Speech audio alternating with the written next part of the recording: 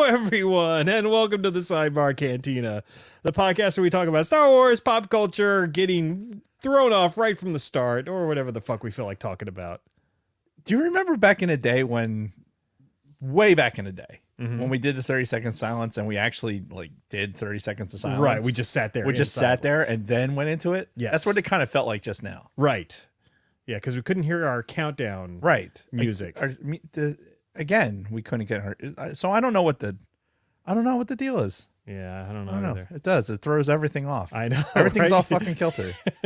That one little thing you would think wouldn't mess us up, but God damn it. And then we had 30 seconds to unfuck ourselves, and then look what happens. Yeah, and now we're already kind of off of our groove. Yep. So that's just sort of the way it goes. Hopefully people can hear us. Yeah, for the love of God, if you're seeing our lips moving and you're not hearing us, please say something.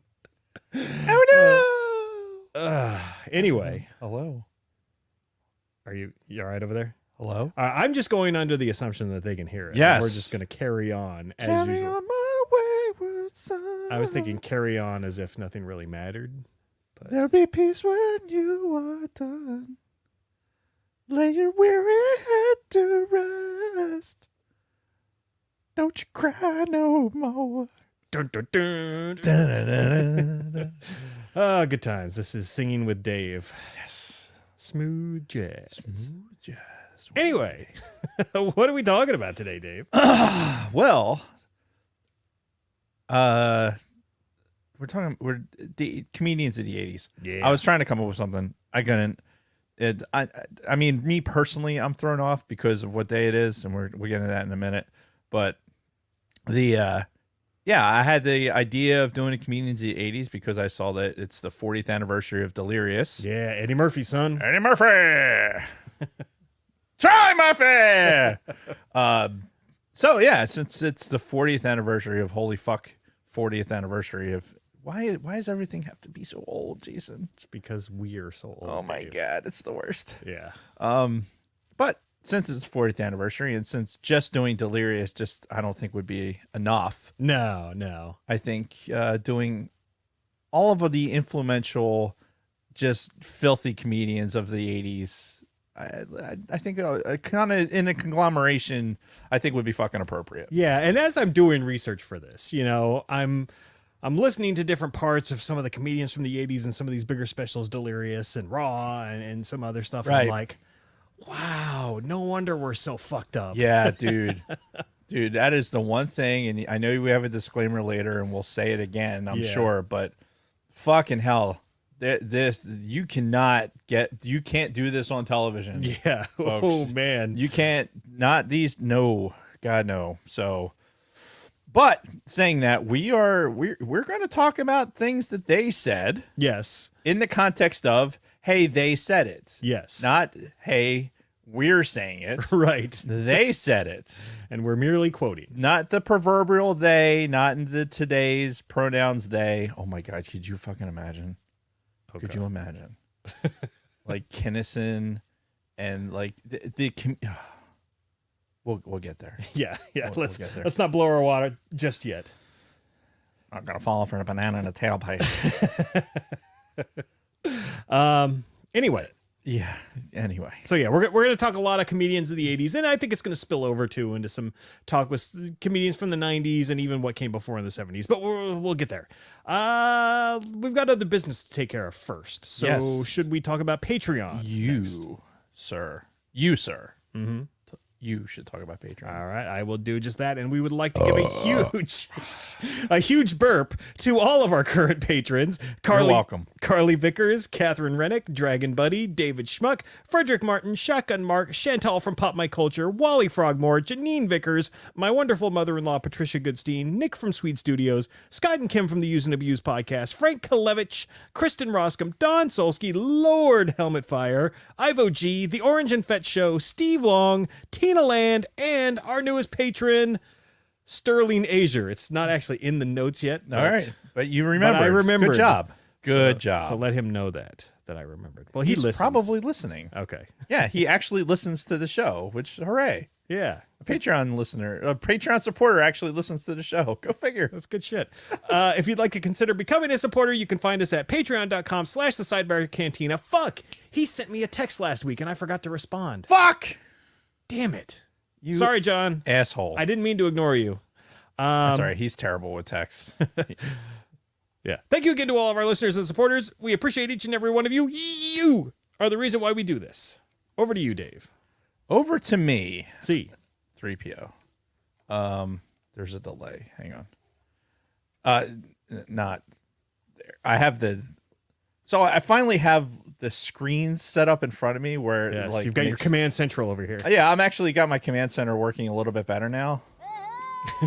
So no, like Lunar Girls notes for me, show notes. I got the YouTube chat popped out using my YouTube login. Oh, so that I can see that as opposed to the show's YouTube thing, because that would fuck things up. Yes. And then up there is our live monitor. Right, the StreamYard. Right. So, yes, we're good. All right. And I'm going to read the sidebar headlines that say the New York Giants are the worst team in the NFL today, which I have to agree with. That was fucking pathetic. Yeah. It was not good. Not good. It was not good. Even the Detroit Lions are better than they are. If you aren't into football, these aren't the droids you were looking for. You can go about your business, move along. I'm reading what she wrote, folks. Yeah. She is a Giants fan, and she had to suffer through that. That was so disappointing. Yeah, because I mean the Giants were supposed to be on the up and up. They were supposed to be more improved this year. And how do you not show up to your home opener against the fucking Cowgirls? Mm-hmm. And not only like just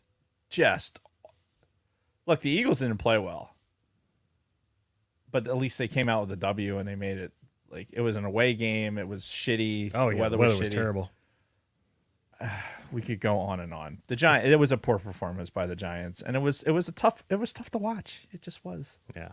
So maybe, hey, you know what, New York is going to be in a sad state, because I'm going to go on the record by saying the Bills are going to beat the Jets by like 2 touchdowns tonight. Or the Bills over the Jets by 2 touchdowns tonight. All right. Dave is making his prediction. That's right. Take it to the bank. I don't know what the line is. That's it. That's all she had. Literally was just the Giants suck, basically. Well, I mean, at least she acknowledged it. You know, yeah. she owns it. She took her licking and kept flicking. Yeah. Hopefully, Giants bounce back for her sake. So today is actually kind of a special day, in quotes. You know, it is. We're recording this on September 11th. We are indeed. And I know we've already done a September 11th episode, which is why we didn't do anything this year. We did a couple of years ago for the 20th anniversary. Yeah. So today was the 22nd. 22nd, obviously, being 2023. Yep. We had Good Morning Football on in the office, and they kind of flashed into what they were doing for Memorial today. Mm. And I guess they had Vice President Harris was at the memorial itself, and they were just reading off all the names, and then like basically pausing for a moment of silence and ringing a bell at the 8:46, 9:03, at the timing. Yeah, and I'll tell you, man, it pissed me off. What pissed me off today was the lack of acknowledgement. I still work on the base. I still work for an active duty squadron, and there was nothing today about it. Yeah, and I was gonna say I noticed even in like news coverage, because I've got my Google News feed that I'm constantly looking at all day, and there were a couple of small mentions about it here and there, but I mean really nothing. Yeah, I don't want to go deep into it, but I was just, we say, people are talking, never forget in the thing. I've got my 9/11 memorial band on that I got when the So I went down to the site before there's a museum, a memorial museum there now, which I haven't gotten to since it's been open. I was there when they were still building it. When it was just two big gaping holes in the fucking I was there. ground. Well, so I got down there twice, right? I was there in March after the immediately following March, so there was still very, very raw down there. Like a lot of debris and shit. Oh yeah, there were still like the fencing was up, everything. It was still very raw. But then the next time I went down, they had most of the debris cleared out, and they had a kind of a makeshift kind of like memorial, like museum area, and they were selling these as part of like the fundraising. Sure. And I bought like half a dozen of them, of these things that I got on my arm. I don't know if you can see it. Yeah. And like this is my last one because I literally wore them until they broke, and then so I've been wearing this one sparingly. Yeah. Because I need to go get it. I hope they have them still. I haven't been there since they've opened the museum up. Yeah. I've been to the site since it's been opened, like the full thing, but I haven't been to the museum. Yeah. Yeah. But it's impressive. I would say if you're in the Northeast, if you're in the New York area for any reason, like if you're in New York City for, say you're in there in town for business, or you're, for a show or whatever, you're a day trip, take the time, go down there and see. It's one of those things where, in order to never forget, you kind of have to pick at that scab a little bit. And I think, unfortunately, there's too many people in this country that are really willing to keep distancing themselves from it. Because, hey, look, the footage isn't even in fucking 1080p, and which is crazy to think about. Yeah. But yeah, it's not.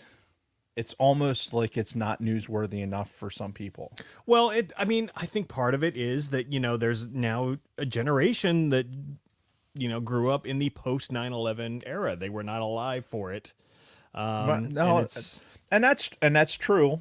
And I also believe that, especially like I was starting to say, in the military, like in the squadron, we're not fighting that war anymore. Right. Yeah. It's essentially over at this point. So like what that spawned. But it still was a huge part of our history. And just like we recognize the impact that Pearl Harbor had, this has to have the same impact, if for nothing else than just that what the milestone was and how much the world changed that day. Oh yeah. And I don't follow enough of the news to know what the national like pulse is for what's going on. But I can tell you just locally that it just doesn't feel like it's enough. And it's one of those days for me where I feel it a lot. I probably more than most, and probably more than I should. It just is one of those days. But yeah, it just is like, it just wasn't enough. Yeah. And I'm sure on the 25th anniversary, I'll do a big thing.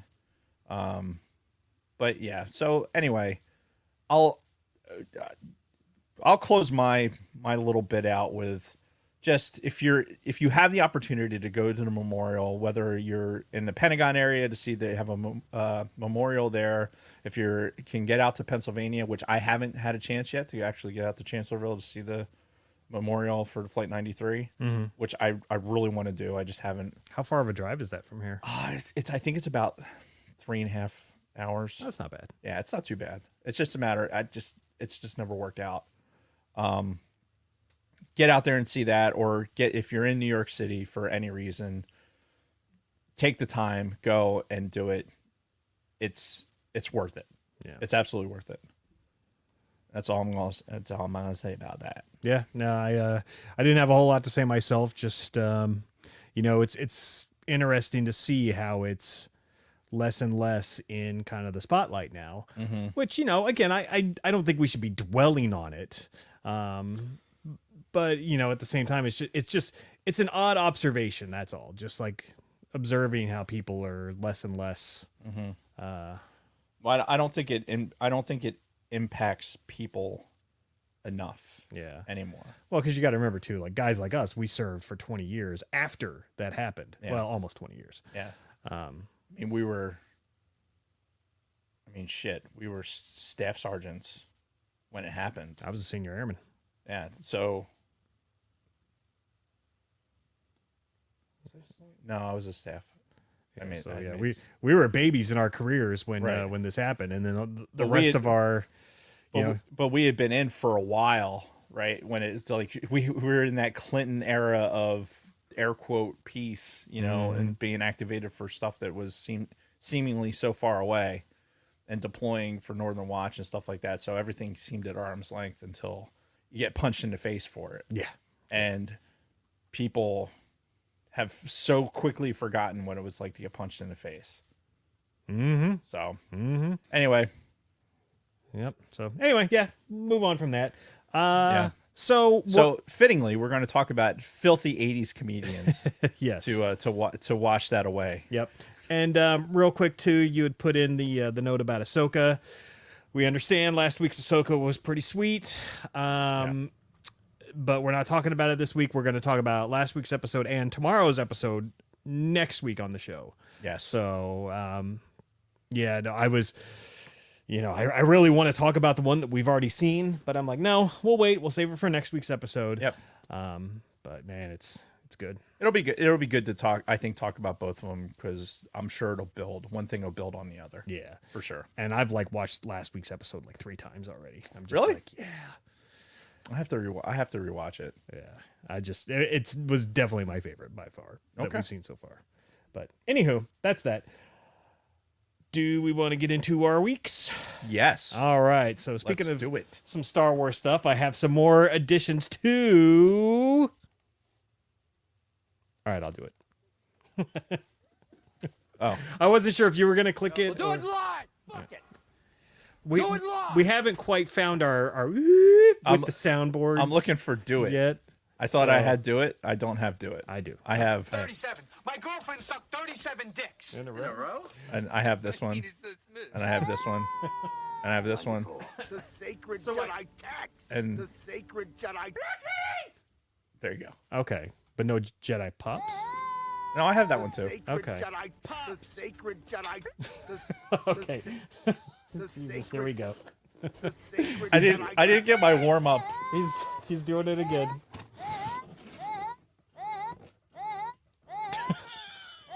God.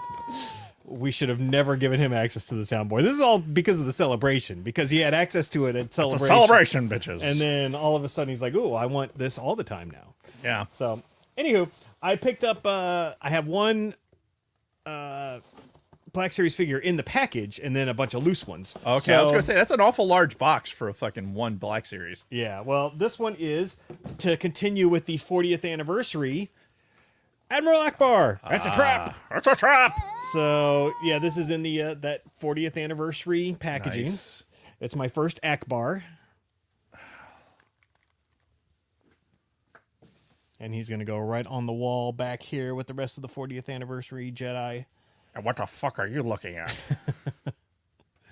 So, You gotta be careful with that package. yeah, that's what Cheat said. Yeah, the detail on this guy is fucking great too. Oh, come on. Yeah, man. Good shit with these fucking Black Series figures. So, I don't know why I was on eBay last week. Maybe it was like a week and a half ago. And we were like talking about the loose figures. I had opened up a bunch of figures. I'm like, oh, I want to go look at some more, like lots of loose figures on fucking eBay. I bid on 2 and I won them both. Got them both for a decent deal, but now I have a fucking shitload more fucking loose figures. I'll just show you. Yeah, let's. I don't know what's wrong with me, Dave. I really don't. I know the feeling. Trust me. So this one was okay. Here's all the weapons. There was one in particular or two in particular from here that I really wanted. It was not these two, but I do now have Baze and Chirrut Imwe loose. I've also got their weapons. I was gonna say I just looked at those guys. On the thing. I've got them in the package, but they were part of the lot. It was whatever. A Phase 1 clone trooper. I am blind. One of the best lines in Star Wars. When they're putting the bag over his head. One of the best lines in Star Wars by this guy. Are you kidding me? I'm blind. So yeah, Phase 1 clone trooper. The clone commander Gree, who's green. The clone commander Wolf, his helmet actually comes off too. And there's good old what's his nuts underneath, Tamora Morrison. Now the reason why I really wanted this lot and why I bid on it in the first place was because of these two. First, the second sister Inquisitor. Oh, which, nice. I don't have loose. This is the last Inquisitor that I did not have opened, and she's from Jedi Fallen Order. Right. And then this guy... Helmet doesn't come off. No. And then this guy... She's very rubbery. Yeah. Bendy. The... Look at that guy! The Maul fucking Mandalorian guy. With the dually pistols in the holsters. So, yeah, mostly I got this because of the Inquisitor and the Maul Mandalorian. But it was a pretty good set. I didn't have any of those other guys loose either. I think I have a Phase 1. This guy's got fucking Timberlands on. Look at the fucking boots on this guy. That's right. Substantial. Yeah, hey, Maul didn't fuck around, man. He wanted his guys to be in premium gear. Oh, shit. All right. And you can just set those down because I have another lot of loose figures because I don't understand why Shit. I do this to myself. So I'll just fucking roll this guy out and we'll just look at it as we go. So first, we've got classic Stormtrooper. Love it. Then we've got a red Stormtrooper, not a Sith Trooper. This is a Crimson Stormtrooper in the old school OG trilogy style Stormtrooper. So that's not the Sith Trooper. That's from it's from some Entertainment Earth exclusive set. Don't you? I looked it up. Not the Entertainment Earth set that you had. No, because those are clones. Oh, okay. This guy is a Stormtrooper, like a straight up original trilogy Stormtrooper, just in red, not white. Yeah, it's exactly the same. Then, Except for the... Might not recognize me with the red everything. armor. Yeah. Then I got 3 Stormtroopers that have all this battle damage on them. You can see this, like, scarring, this, like all these black marks and shit on them. So there was 3 of these guys. What the fuck? Yep. That's cute. I got a good deal on this one, too. Another regular loose Stormtrooper, but he's got some kind of rifle as his weapon. So I don't know what the fuck the deal is with that. I'll have to look that one up. Is that the oh, what the hell is that? I can't remember. It's been so long since I played Battlefront. Yep. Then we got a couple more Battlefront looking guys. A couple of different types of. This dude looks like he had a bird strike. Or he got hit with paintball. Yeah. Like his armor's all caved in.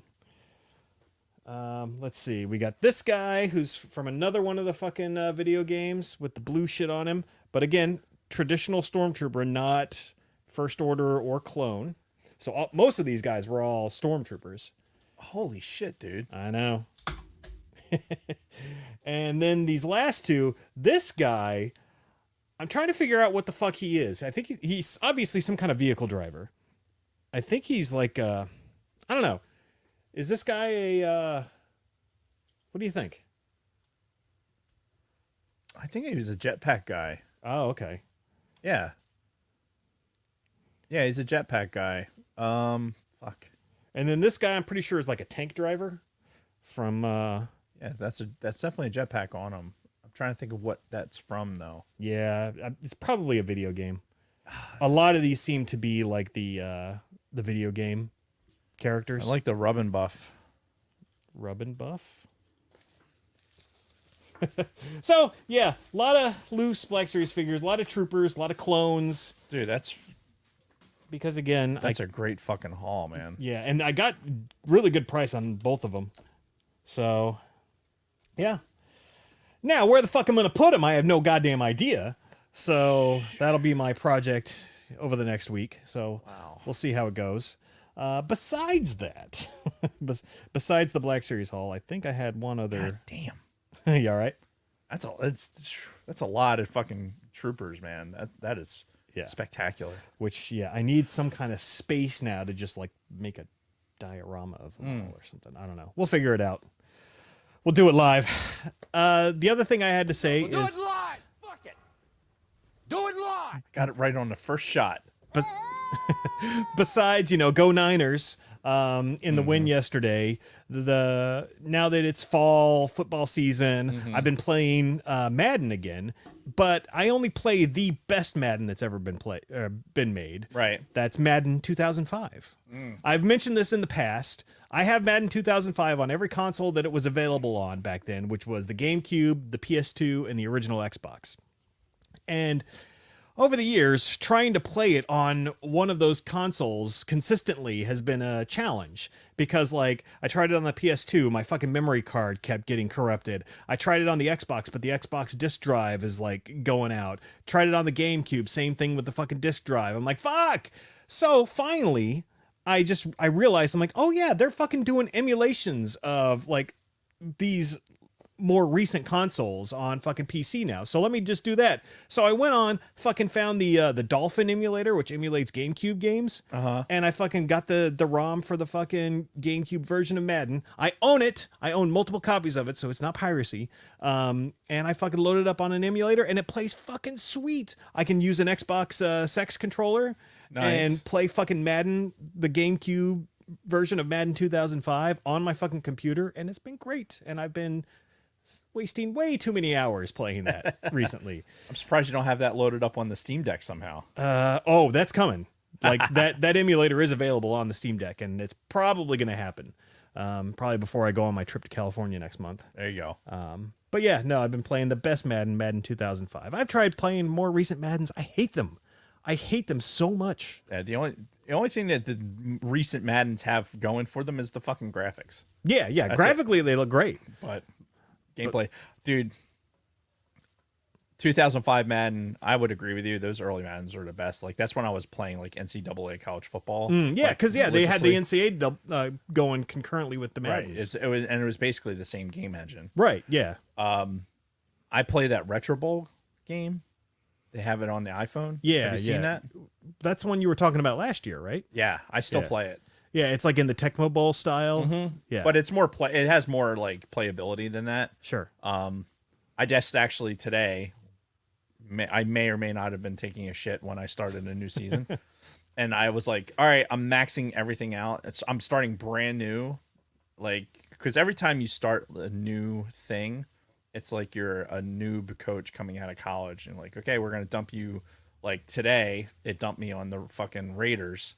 Oh It's no. like, okay, this is week 18.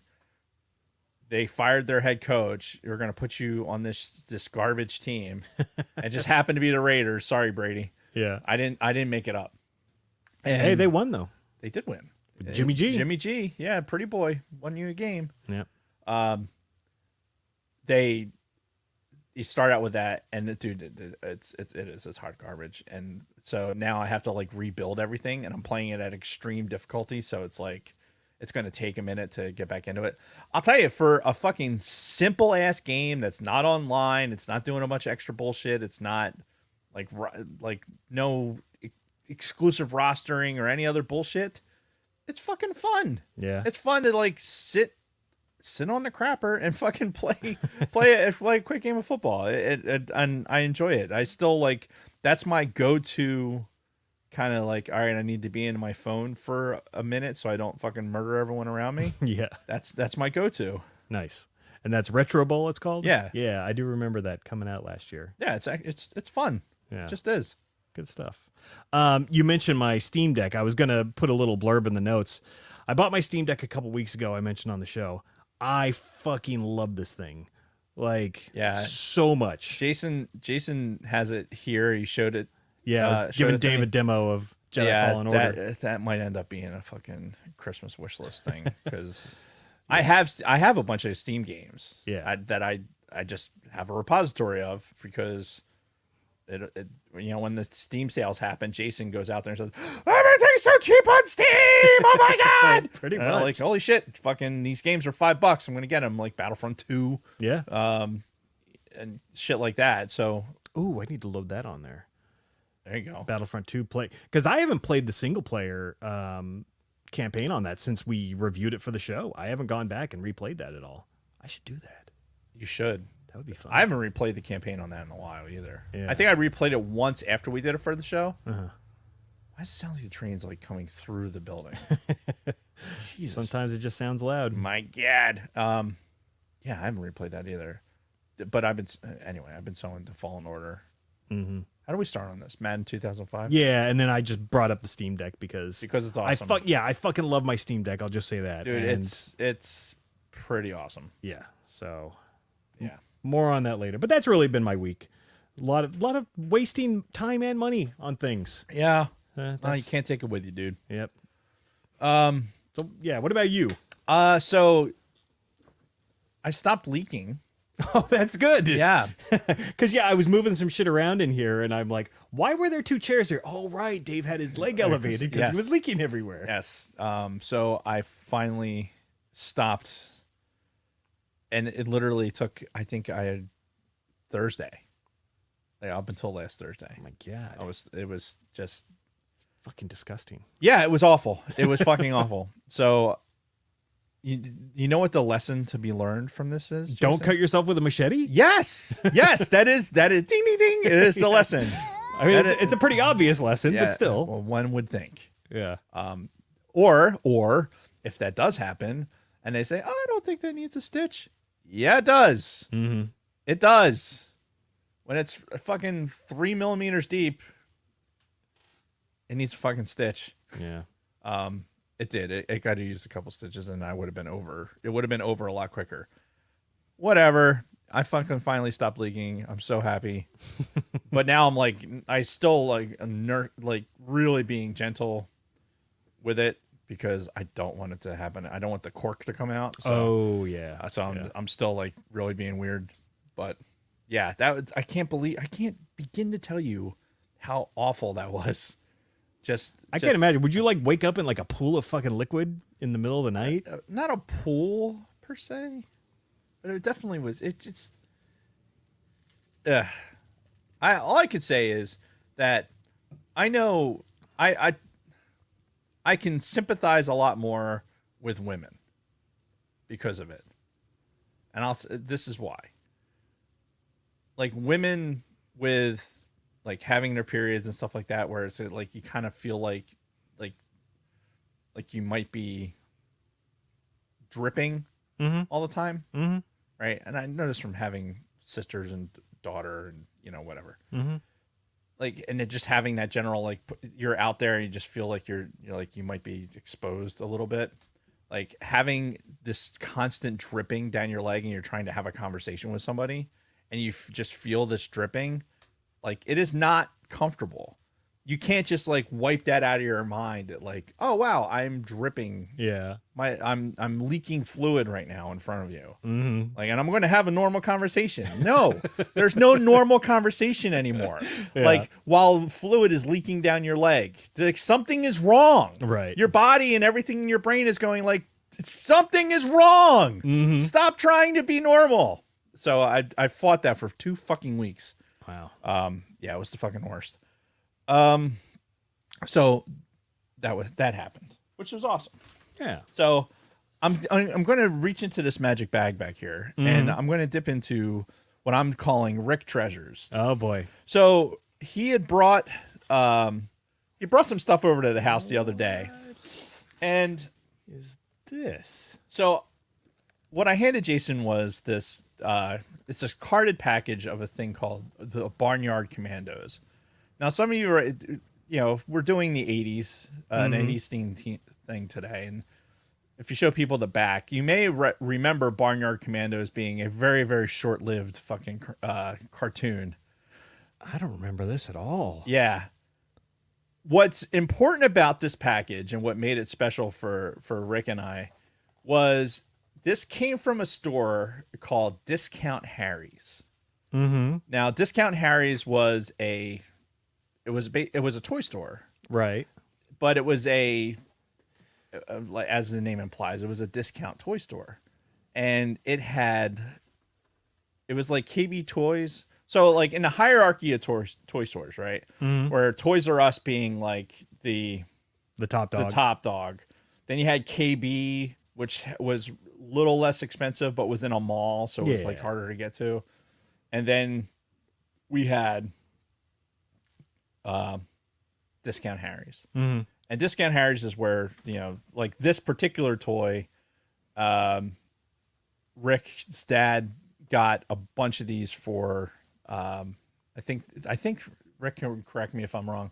These were handouts for a birthday party. Okay. That they had. So they're like, 50 cents back in the day. Sure, yeah. But this was the Discount Harry's was that like you go through there before Christmas and it was like there's just toys everywhere. Like toys. I got my first BMX bike there. Oh, no shit. Yeah, I'll never forget it. It was a fucking it was what year was that? I think it was 1980. Was it 1980? No, it had to be later than that. No, it was $80. I remember it was a Huffy. Mm-hmm. And it was $80. Oh, yeah, I remember those. And it was white with red wheels. Damn. Okay. So, and the best part about that was like when you're, using a coaster brake and you'd hit it and you fucking make tire marks for fucking braking, and you're like, oh yeah, and you'd skid and you'd slide the ass out. Exactly. And because of the red tires, it'd make like red skids. Yeah. Which it's a blessing and a curse. I would come to find out later that being the only kid in the neighborhood with fucking red tires and leaving red marks everywhere. Yeah, they knew who it was. They tend to know who it was. I didn't really think of that shit when I was fucking 9 or 10 or whatever, however old I was. But we got it from Discount Harry's, and that's the point of it. So it was, Rick brought this over, and it was just a fun remembering, like seeing the tag and like remembering, oh fuck, that was from Discount Harry's. So the toy is irrelevant. Like the toy is just a random toy. I feel like that's probably a product of the time after like He-Man had been big, when they realized, oh fuck, we can sell all these toys if we just create a cartoon first, and then sell the fucking toys afterwards. It was probably another similar type thing. Absolutely. That just didn't take off. Yeah, this is 1989. The Barnyard Commandos thing. Okay.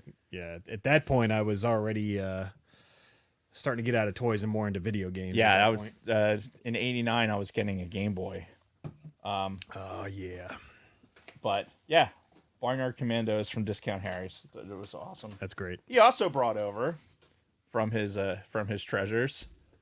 Ooh, the original X-Wing game on PC. Yep. So obviously, I'm a TIE Fighter guy. I like the TIE Fighter game better than the X-Wing game. Mm-hmm. Which I know is sacrilege to some people, but I think the playability was there, and the X-Wing game was perfectly fine. 1992. But I was way more of the TIE Fighter type guy, and that's the game that I preferred. But just I think you could probably download something and put it on your computer to like go DOS, have a DOS. Background and play it. Yeah. But it would be wonky.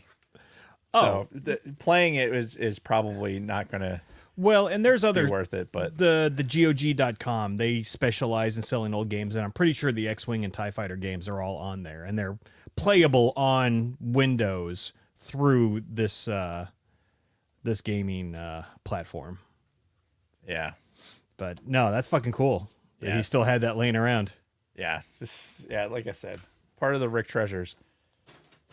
So last thing, this is not a Rick treasure. This is just something that Dave saw and had to 3D print. Oh, I'm curious. Yeah, take a look at this thing. This is already a thing, and you're just yes, I found it on the internet. At first, you see, oh my god, it's a TIE pilot, but then you look closer, and it's like, wait a minute, it's like a fat Buddha. Yes, it is a TIE pilot Buddha. I found it on the internet and printed it overnight. It got a little wonky.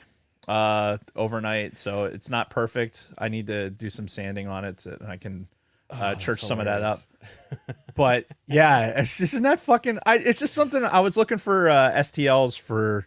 I'm trying to print a part for one of the TIE fighters, one of the wing roots for the TIE. Mm-hmm. And I'm trying to find a good STL for that. And as I was looking through shit, I just came across this for free. Yeah. I'm like, I gotta fucking print it. I don't even care. It was like a 7-hour print. Yeah, but you did that on your 3D printer. Yeah. Okay, so you've sort of gotten it functional? Yeah, the one. Well, no, this is the one that Ryan, the trash pick one that Gotcha. Ryan, the astrophysicist, got for me. Gotcha. Or sent home for me. And yeah, I mean, it's like I said, it got a little wonky, but it shows what the potential is. Like if you look, you see how nice and smooth it is, there's parts in the back. There's incredible things you can do with 3D printing, and I know, we just started to scratch the surface with it. A lot of it is just the technology. The personal 3D printers need to get better, dude. But saying that, it's just a matter of the money. Yeah. So I know, I don't know if Helmet Fire's in the chat, but I think the bamboo printer that he has, like it has this like thing where when it goes through the print, it actually uses the heat from the nozzle to smooth out areas. So you get like this like super smooth surface. So even like these little ridges here, like get smoothed out because it's using the heat from the nozzle to like basically lay down those edges. right? And they're like almost perfect. And they're doing that with machines that are less than $1,000. Like, so it's capable. Those machines are available and capable to have at home. Yeah. Now, like Adam Savage, who we all know is my spirit animal. Yep. Like he's gone from he went from having like one older 3D printer in his cave to like he's got over 5 now going in any given thing on his projects. And that bamboo printer is one of them, because it's very like obviously printing up a TIE fighter Buddha is not it's not exactly using the science for its best capability. No, but I'll clean this up and I'll use it for Helmet Fire's ironing. Okay, very good. But yeah, I've made both wings for that Starscream that nice. I brought in. I've Yeah. got both wings. It's been a whole process with that. It's not as easy as you think, unfortunately. I wish you could just download shit and just print it, but it doesn't always work that way. That's not how the Force works. That's not how the Force works. Sorry, kids.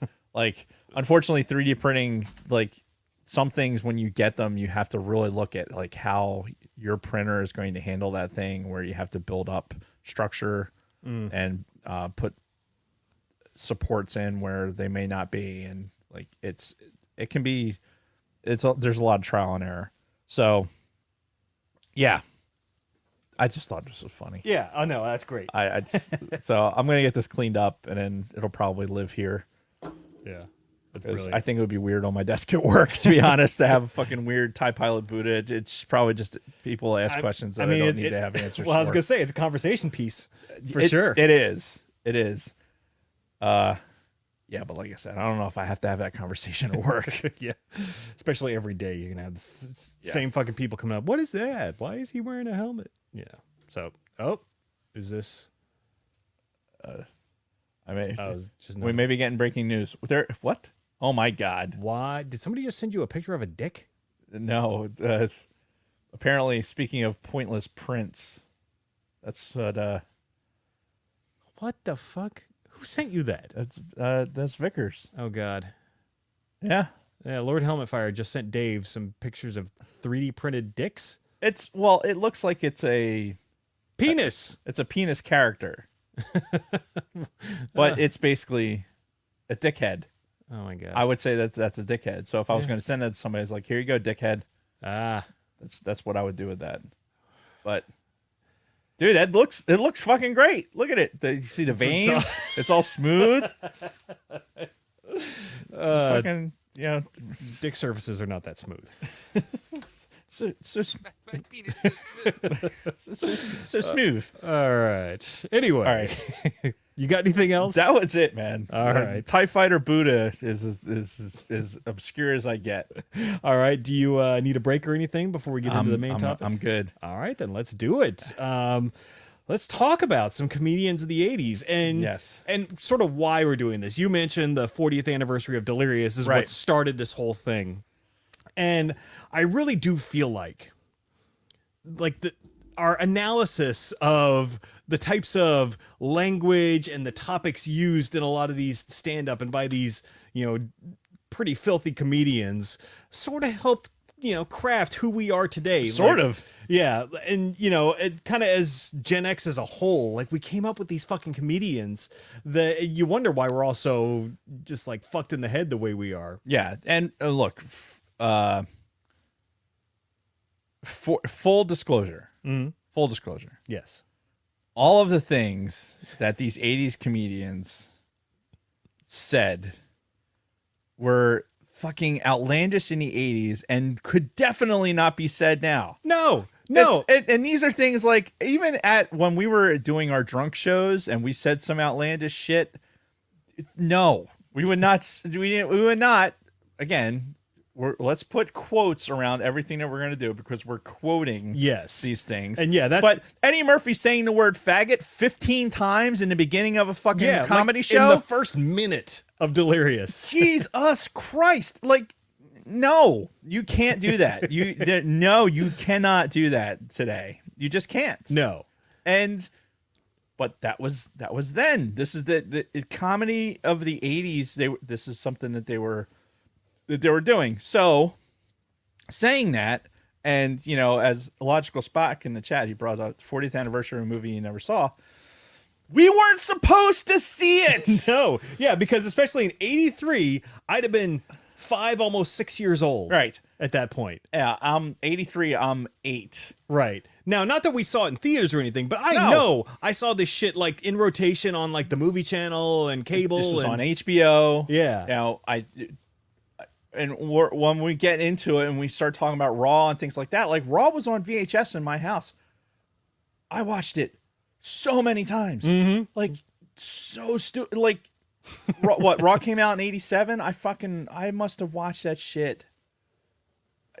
Look, the point is, we saw this shit and we shouldn't have. Right. Which is why we're so fucked up now. Yeah. Because, again, this goes along well with the whole latchkey kids for Gen X, because we were just left home alone. Right. Sometimes for days, and what else are we going to do? We're going to go through all the fucking VHSs in the house. We're going to watch all the shit that we probably weren't supposed to be watching. Right. I watched so many movies, comedy specials, you name it, that I never should have been exposed to at that fucking age. Yeah. But that's just the way it was. Our parents worked. And we got home and it's like, well, fuck, we'll just watch whatever. Or I was babysitting. And think about the 80s, right? So what did we have going on in the 80s? You had censors, like active censorship. Yeah, and that's a big thing.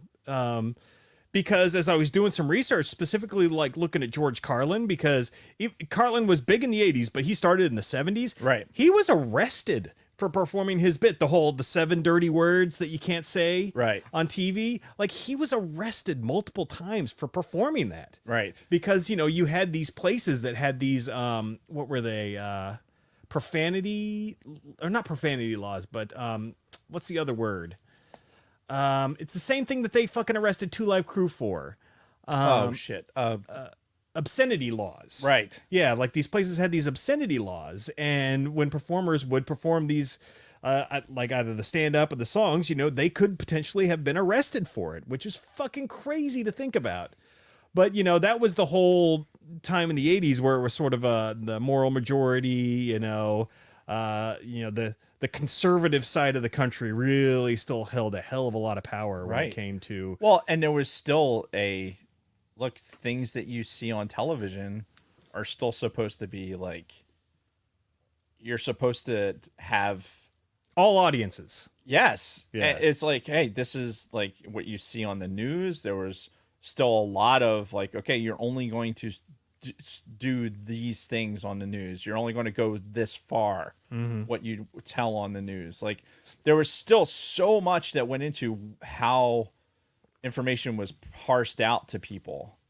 You didn't have all this raw data that we have now. Like, there's so much raw data exposure that these comedians, like the Carlins, Eddie Murphys, the Kinisons, Richard Pryor, you know, guys that came out of the 70s and were now going into the 80s have cable networks that can do specials on. The fact that they could go out there and they just say the word fuck out in public, you know, on the television, it's like, wow, it's so jarring. Yeah. Because it's on the television. It's like, holy shit, they said fuck. Fuckity fuck. It's like it was just not a thing. It's just not a thing that was normal. Yeah. To see on a show like that. So yeah. And then for us as fucking prepubescent children to have this influenced us, because funny is funny. Oh yeah, right? Yeah. Eddie Murphy in Delirious goes on for fucking, I don't know, he tells a 5-minute fart joke, basically. Yeah. When talking about farting in front of people, like, that shit's hilarious. Yeah. Oh yeah. It's to a fucking 8-year-old. Intermixed with, you know, fucking Mr. T in the ass. Right. You Right. know? And like, oh, don't come yet. Hey, boy, look at my cute nose jeans. Get over here and fuck me in the ass. Like, and to this day, whenever I think of Delirious, like the first thing that pops into my mind is, hey boy, look at my cute nose jeans. Like that fucking line pops into my head. Or even just thinking about somebody like how do I look in these jeans? Like, nope, that shit pops into my fucking head. Yeah. And again, like Dave said, massive disclaimer here. We are going to be quoting some of the things that were said in some of these specials. Just know that we're doing it in quotations. These aren't the opinions of Dave and Jason. We're merely, for context, spelling it out. Now, there will be no like N-word drops or anything like that. Don't worry. Oh, But, no. But no, they're like... No, because even in 1983, Eddie Murphy was like, yeah, no, they're not, white people aren't using that word anymore. No, it could be because reasons. Yeah. But holy fuck. 40 years ago, we were finally smartening up. Yeah. And we kind of mentioned it before, but, you know, there were some comics that were big in the 80s, but that got their start in the 70s. Like we talked about the Richard Pryors, like he was like a huge trendsetter when it came to fucking stand-up comedy, especially for like people of color and all that. Like he was like the fucking guy. Oh, and because he was also one of the groundbreakers for the albums too, right? Yeah, like the comedy you albums. had comedy, like the LPs would come out, and those guys in the 60s and 70s, their LPs would sell like fucking crazy. Yeah, like we're talking about we're bearing the benefit of what we could get either through HBO or through like if you know it was a rental or got it on video cassette or whatever. Yeah, or in the case of Sam Kinison, we had the cassette tape. Me and my best friend had the cassette tapes of some of his I saw a lot of people in the chat were talking about having cassette tapes as well. Yeah, because that we're getting into that late 80s era where like Raw, I think some people were saying they had it on cassette tape. So yeah, that's kind of what we're talking about. But the LPs, like I know in our house, some of these comedians, that's how it started, like Carlin on LP. You know, Richard Pryor was on LP in these comedy albums that they had. Yeah. So the filth was immediate right off the fucking LP. Yeah. Unfortunately, I did not actually have much exposure to them in the 80s, like, because they were still huge in the 80s doing their stand-up. But this was the time where most of them were, at least in the case of like Richard Pryor and Robin Williams, who were, you know, both huge in the 70s, where they were making that transition to movies. Right. You know, Robin Williams had parlayed his into just this fucking phenomenal movie career. Even Richard Pryor was the first black man to make $1 million on a motion picture. No shit. Yeah, for Stir Crazy. Ah. Yeah, so he was the first black man to get $1 million salary for a Hollywood movie. It's fucking. Yeah. I remember that movie. Yeah, so that just kind of shows you like how successful his comedy was and how that was able to translate into into a film career. That's really funny. Yeah. And, again, we talk about these guys from the 70s because they sort of they 60s and 70s, they really paved the way for these guys like Eddie Murphy to come in and shine with Delirious. And, Eddie Murphy, who got started on SNL, Right. and, was a huge success on SNL. I think he only did it for a couple of seasons too, before he fucking split because, everybody realized he was the fucking talent. And then he split and started doing the stand-up and the movies, and yeah, he had a fucking massive career in the 80s. And, you can really start it off with Delirious. There was one moment in Delirious, too, where he mentioned, he's like, yeah, I got this movie coming out in a couple months with Nick Nolte, talking about 48 Hours, right. which was, oh, what a fucking movie that was. And, again, that's a lot of Eddie Murphy, doing his shtick on screen. Yeah. And it was fucking great.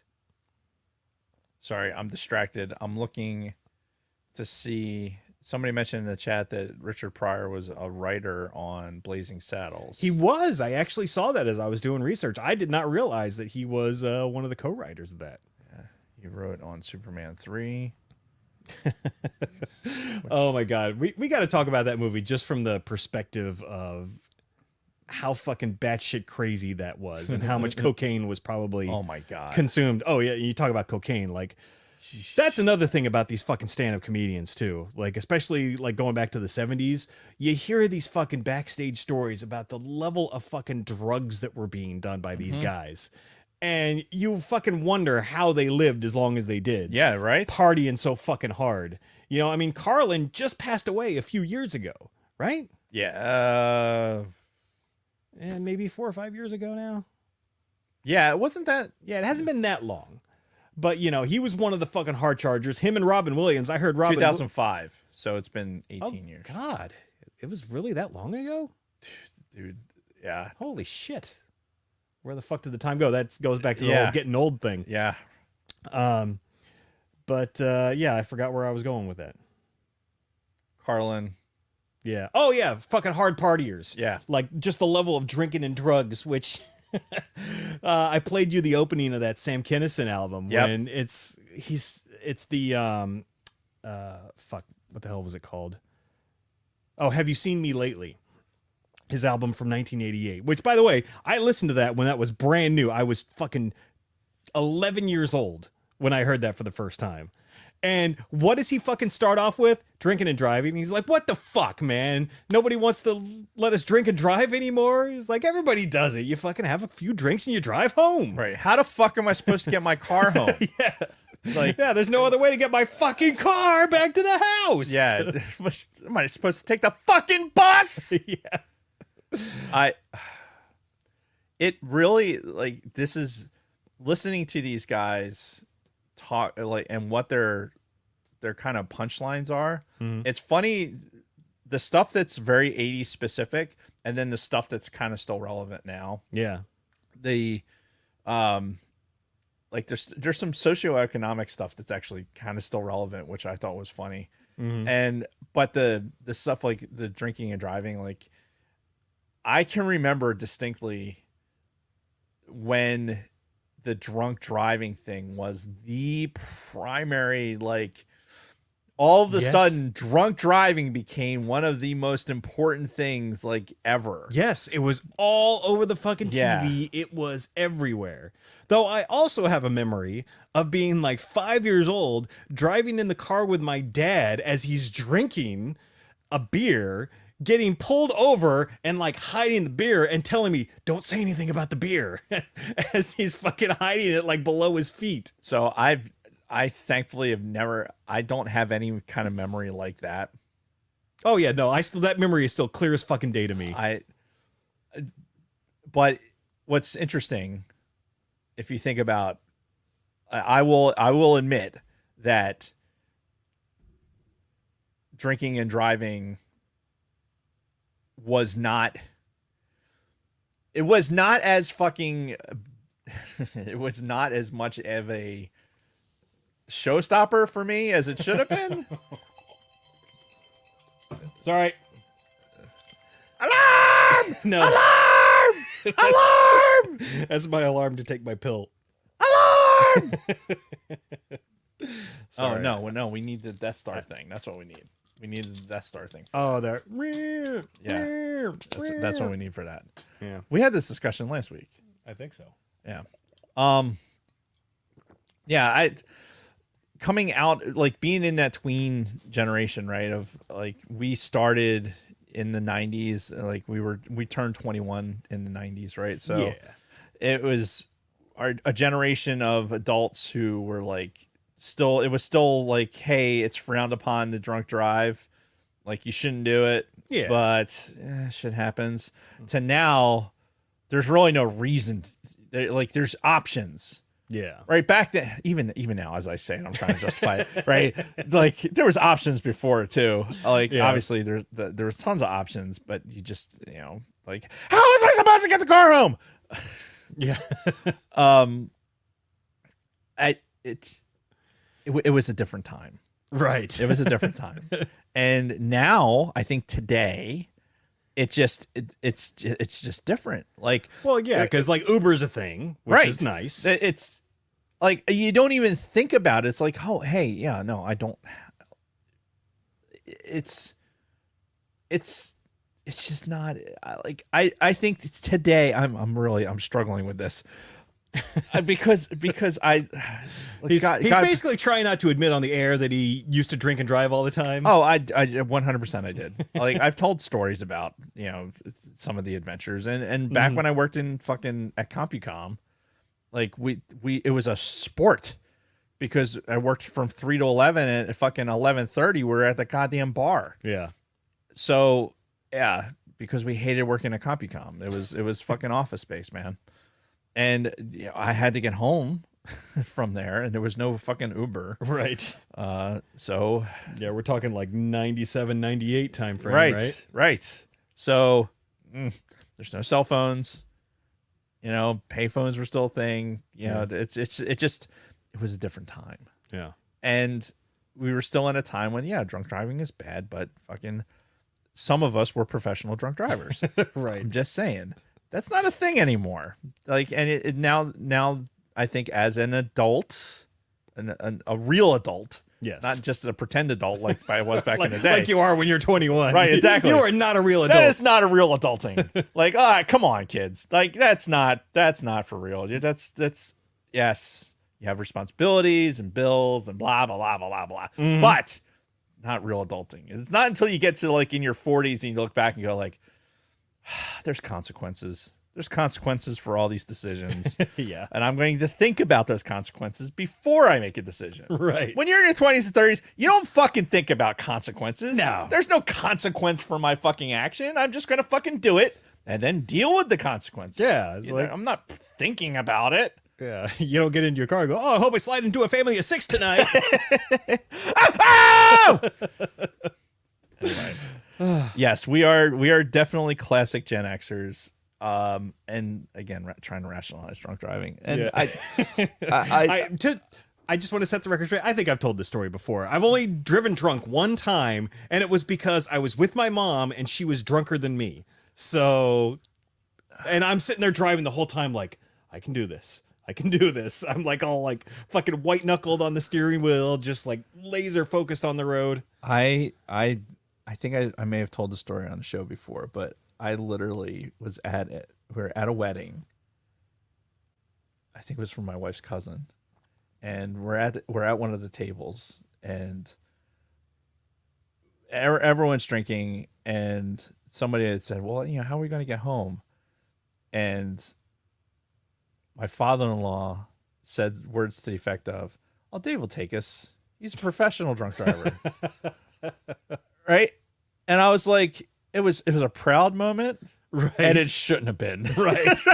It's like, wow, that's the nicest thing anybody's ever said to me. Yeah. Like, and like, that's not good. It's probably not the thing to be known for. That is not good. Yeah. So, yes, drunk driving is bad. Drunk driving bad. Shouldn't drunk drive. There's options. There's Uber. There's so many Uber drivers right now that like need like that. This is how they supplement their income is because drunks need fucking rides home. Mm-hmm. Help them out. Hell yeah. Help them make money. Yeah. Do it. And then don't kill somebody. And then or you don't have a super expensive fucking DUI that's going to ruin your life. Sidebar. Please. When you went through driver's driver's ed, and you took driver's ed in high school, right? Yes. Okay. Did they like show you the videos of like fucking people who got their fucking heads chopped off in accidents and they're picking up like fucking pieces of brain and shit off the Probably. highway? Probably. Something tells me they probably don't do that anymore. Like, I specifically remember seeing somebody who got killed by a drunk driver. The car got turned over and the car like chopped the top part of their fucking head off. And it's just, there it is. And there's people picking up the fucking body parts, putting them into plastic bags. And I'm like, what the fuck? Thinking back on that, I'm like, God damn. Yeah. They were showing that to me when I was 15. Yeah. So it's like, don't drink and drive or this will happen. Well, I mean, if it works. Yeah, it worked. It worked. Yeah. Some of us didn't work. Yeah. They also drop the wrecked cars. Like they take those fucking wrecked cars and they drop them in the parking lots in high school. Like this is what your car will look like if you fucking drink and drive. Yeah. I know they would do that on the base sometimes. I never saw that at school. They did that at our high schools. Yeah. It just desensitized it to us. Like look at the population that way. Yes. Red asphalt. Thank you, Joker voice. That's right. That's blood flows red on the highway. Yeah, no, red asphalt. That was a real thing. I can hear the fucking music. Like I know exactly what you're talking about. Yeah. Oh my god. So anyway, this isn't the episode about drunk driving. But it's a topic of conversation for like this. Eddie Murphy talks about it. Fucking Kinison's talking about it. Like I don't know if Dice Clay gets into it. And I didn't know Saget in the 80s. Like I didn't know Saget was fucking dirty until the 2000s. Yeah. Like I had no idea what kind of comedian he was until way later. And to be fair too, there were dozens and dozens of very famous, comedians who did well in the 80s.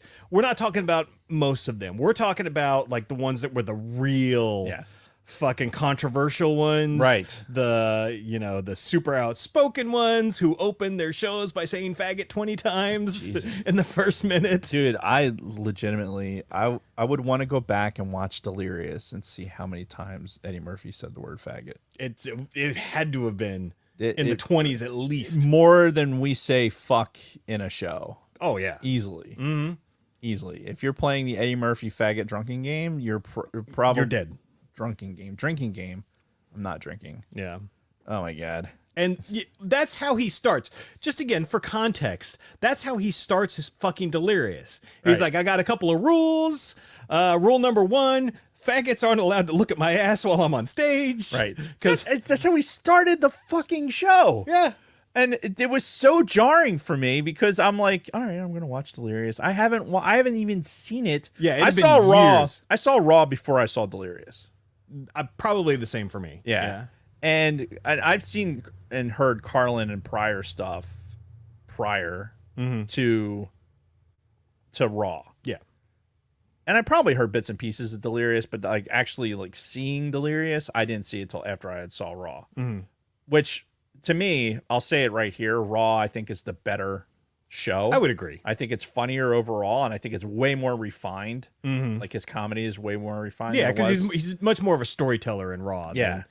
Than in this. In this, he's just kind of like he's 22 years old, right? Which is crazy. The to think idea about. that he's 22 years old on fucking stage at that level of stardom, almost, it's still like mind blowing. Yeah, but that's right where he goes as soon as he fucking starts it off. And I noticed this as a common theme with some of these stand-ups that I'm watching and going back and doing like some research on and just re-listening. It's like they went hard on the gays. Yeah. Like no pun intended.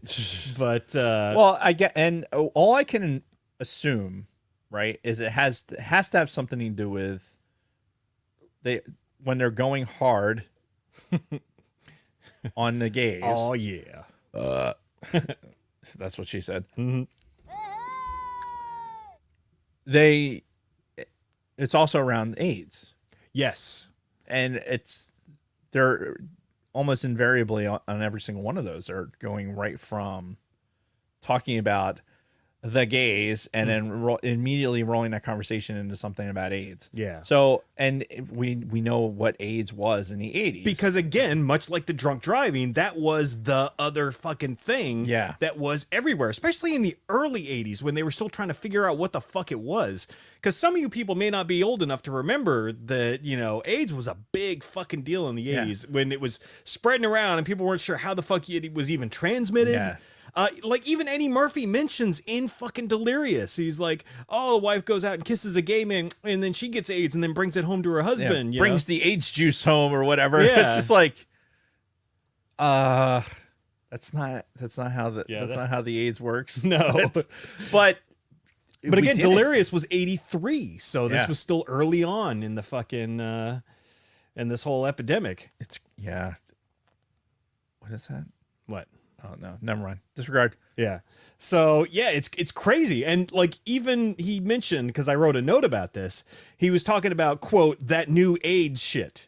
You know, because when he's talking about you know, get diseases and all the other stuff and homosexuals, and you know, he's like, and then that new AIDS shit that's going around. So it was still again in its infancy. The new AIDS shit. And it was primarily known at the time, or at least thought of as a disease for homosexuals, right, because it was mostly them that were getting it and dying from it at that point. But I think it had already started, you know, making its way into the heterosexual community, but you know, people, you know, they don't listen, and they get something in their minds. Well, and it's whatever the narrative that was being projected out. Oh my god. Yeah. Oh my god. Oh, you okay? No. Yep. Yeah. So it was a big topic. Like gays and AIDS were big topics in a lot of these. Everyone has AIDS. Yeah. AIDS. Well, and Kinison got even more raw about it because, again, I'm quoting because he's talking about it like, oh, fucking now they want us to wear fucking rubbers all the time. And he's like, because a few fags fuck some monkeys. Yeah. They go into the fucking jungle because their own assholes weren't enough. Yeah. It's like, oh my fucking God. Oh God, it hurts.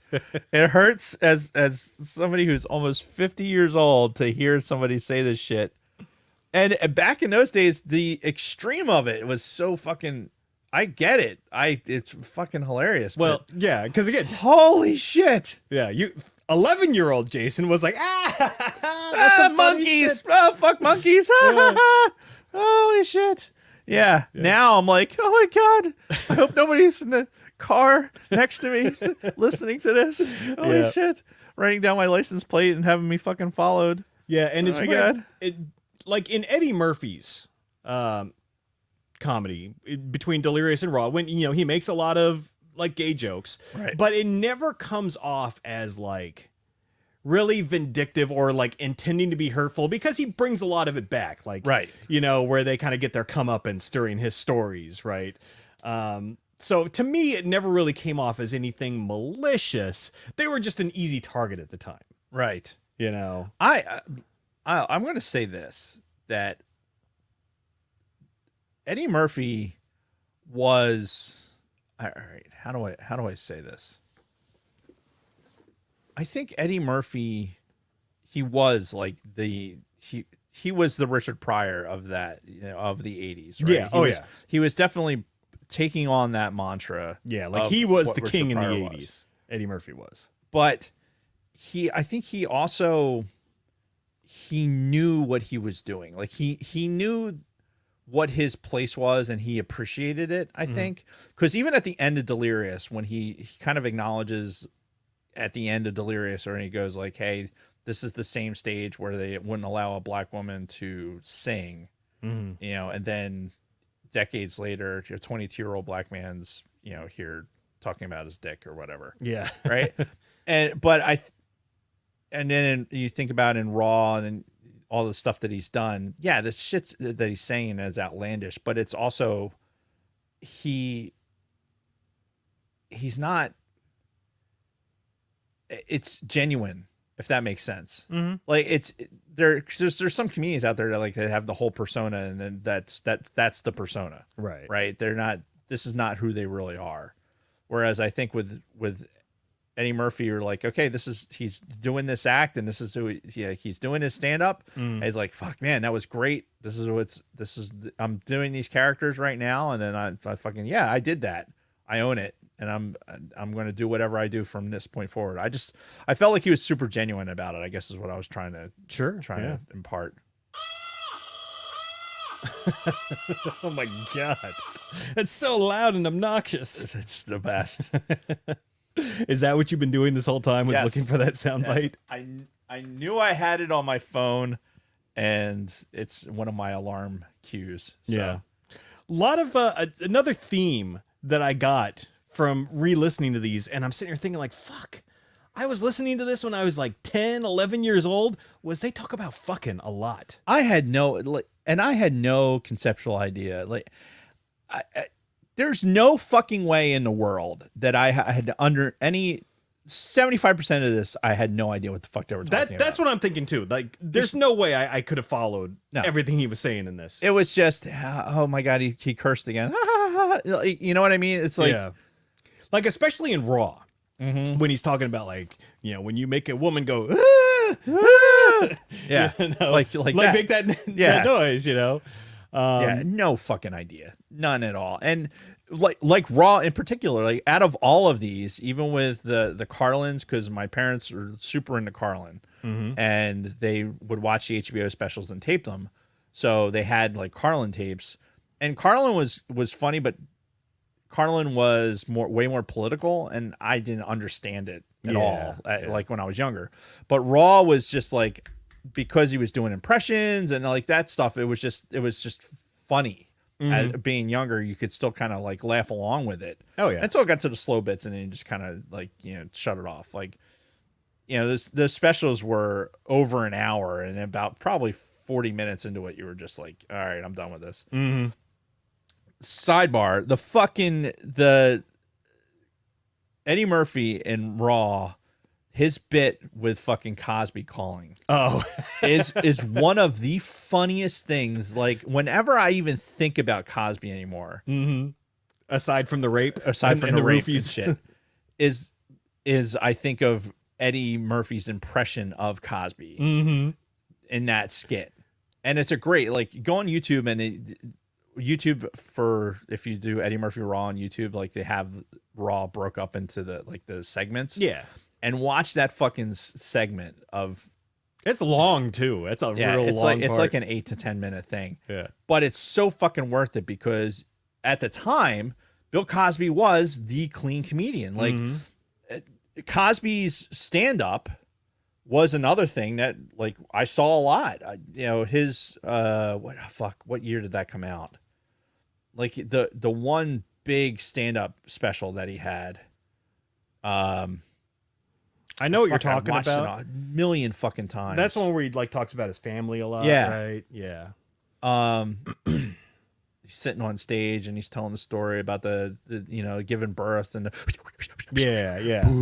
push that thing, which is fucking hilarious. Like it's fucking hilarious. But he was always like the Mr. Clean guy, right? Yes. And the guy in the Cosby Show and everything else. And then in the late 80s, the idea of Cosby calling Eddie Murphy and telling him that like he can't be as dirty as he's being because his son went to see the show. It's just fucking great. And his impression is so good. Yeah. Like Eddie Murphy's impressions from Delirious to, 4 years in between when Delirious and Raw came out. Like his abilities as an actor and as a talent are also exponentially better. Oh yeah. Like his impressions are better, his delivery's better. Like he's just obviously he's honed his craft to a point where Raw was, I think, just so much better of a show. Yeah, I loved his Stevie Wonder impression. I think it was in Delirious when he was doing Stevie Wonder, and he was talking about how he talks a lot. No, it was or was that Raw? It was in Raw. Yeah, okay. yeah. He's like, shut the fuck up, Stevie. Yeah, and I would like to thank the Grammys. Right. Just take the award and shut the fuck up. Yeah, all right, go. Shut the fuck up, Stevie. Because all the black people were like you can't getting make fun of Stevie. Well, and see, this is fucking another thing that I took note of. when you look at Delirious and then Raw, at the start of Raw, he responds to a lot of the criticism he got in Delirious. You know, from like the gay jokes and talking about Stevie Wonder and talking about Michael Jackson and all that, and like Mr. T too. I think he like Mr. T was looking for him. Right. He was going to use a Jedi mind trick on him. I heard you talking about me. No, you didn't. No, I didn't. Yeah. So it's like fucking history repeating itself when you look at what's going on with Chappelle now. You know, he had those few Netflix specials. He got a lot of flack for some of the things he said, and he came back and just fucking responded to it in his next special. Yeah, you know? It's the best. That another like classic 5 minutes is the beginning of Raw when he's like he can't even show up in San Francisco because the cops would show up. And it's, you know, not even a siren on the cop car. It's just a what's he say? Just a faggot on the roof. Pull over, bend over. I'm gonna frisk you. Yeah. What is this? What is this? Oh yeah, it was so good. It was, dude. It was fucking great. Yeah. And like I said, I think somebody had just posted in here that Raw was his magnum opus, and absolutely it was. Yeah. Oh yeah. Like, oh god, we could go into so many of the bits from Raw. Like just the fucking the Italian dudes watching Rocky. Like that whole bit was so fucking great from start to finish, where he's like, because you know, white dudes love Rocky because y'all believe that shit. And you know, he goes off on like imitating an Italian coming out of fucking watching the Rocky movies. All right, Rocky. All right, Sly. Oh god. My wife is my wife was talking about, like, when we were talking about the Cosby thing with chocolate cake and everything. If we were talking about good comedians in the 80s, we definitely would be talking about the Cosby stuff, because it was a good comedy show. Yeah, but we're talking about the more degenerate. Yes, it is definitely, we're talking about the awful shit. Yeah. So aside, let's get away from Raw, because we could talk the entire time about Raw, which again I'd be more than willing to do. Yeah. But there's definitely other comedians, there's other specials that were big in the same time frame. Which like, go ahead. Oh, go so this is my turn to this just is the take part over. where Jason has notes. Well, I mean, just a little bit. Like again, I mentioned the Sam Kinison one, the Have You Seen Me Lately, which came out in '88, which I was 11 years old. Bill Cosby himself. That's what it's called. It came out, yeah. Like everybody knew that. I had to look it up. Came out in '83. But yeah, that was one of the that was probably the first comedy album I listened to from start to finish.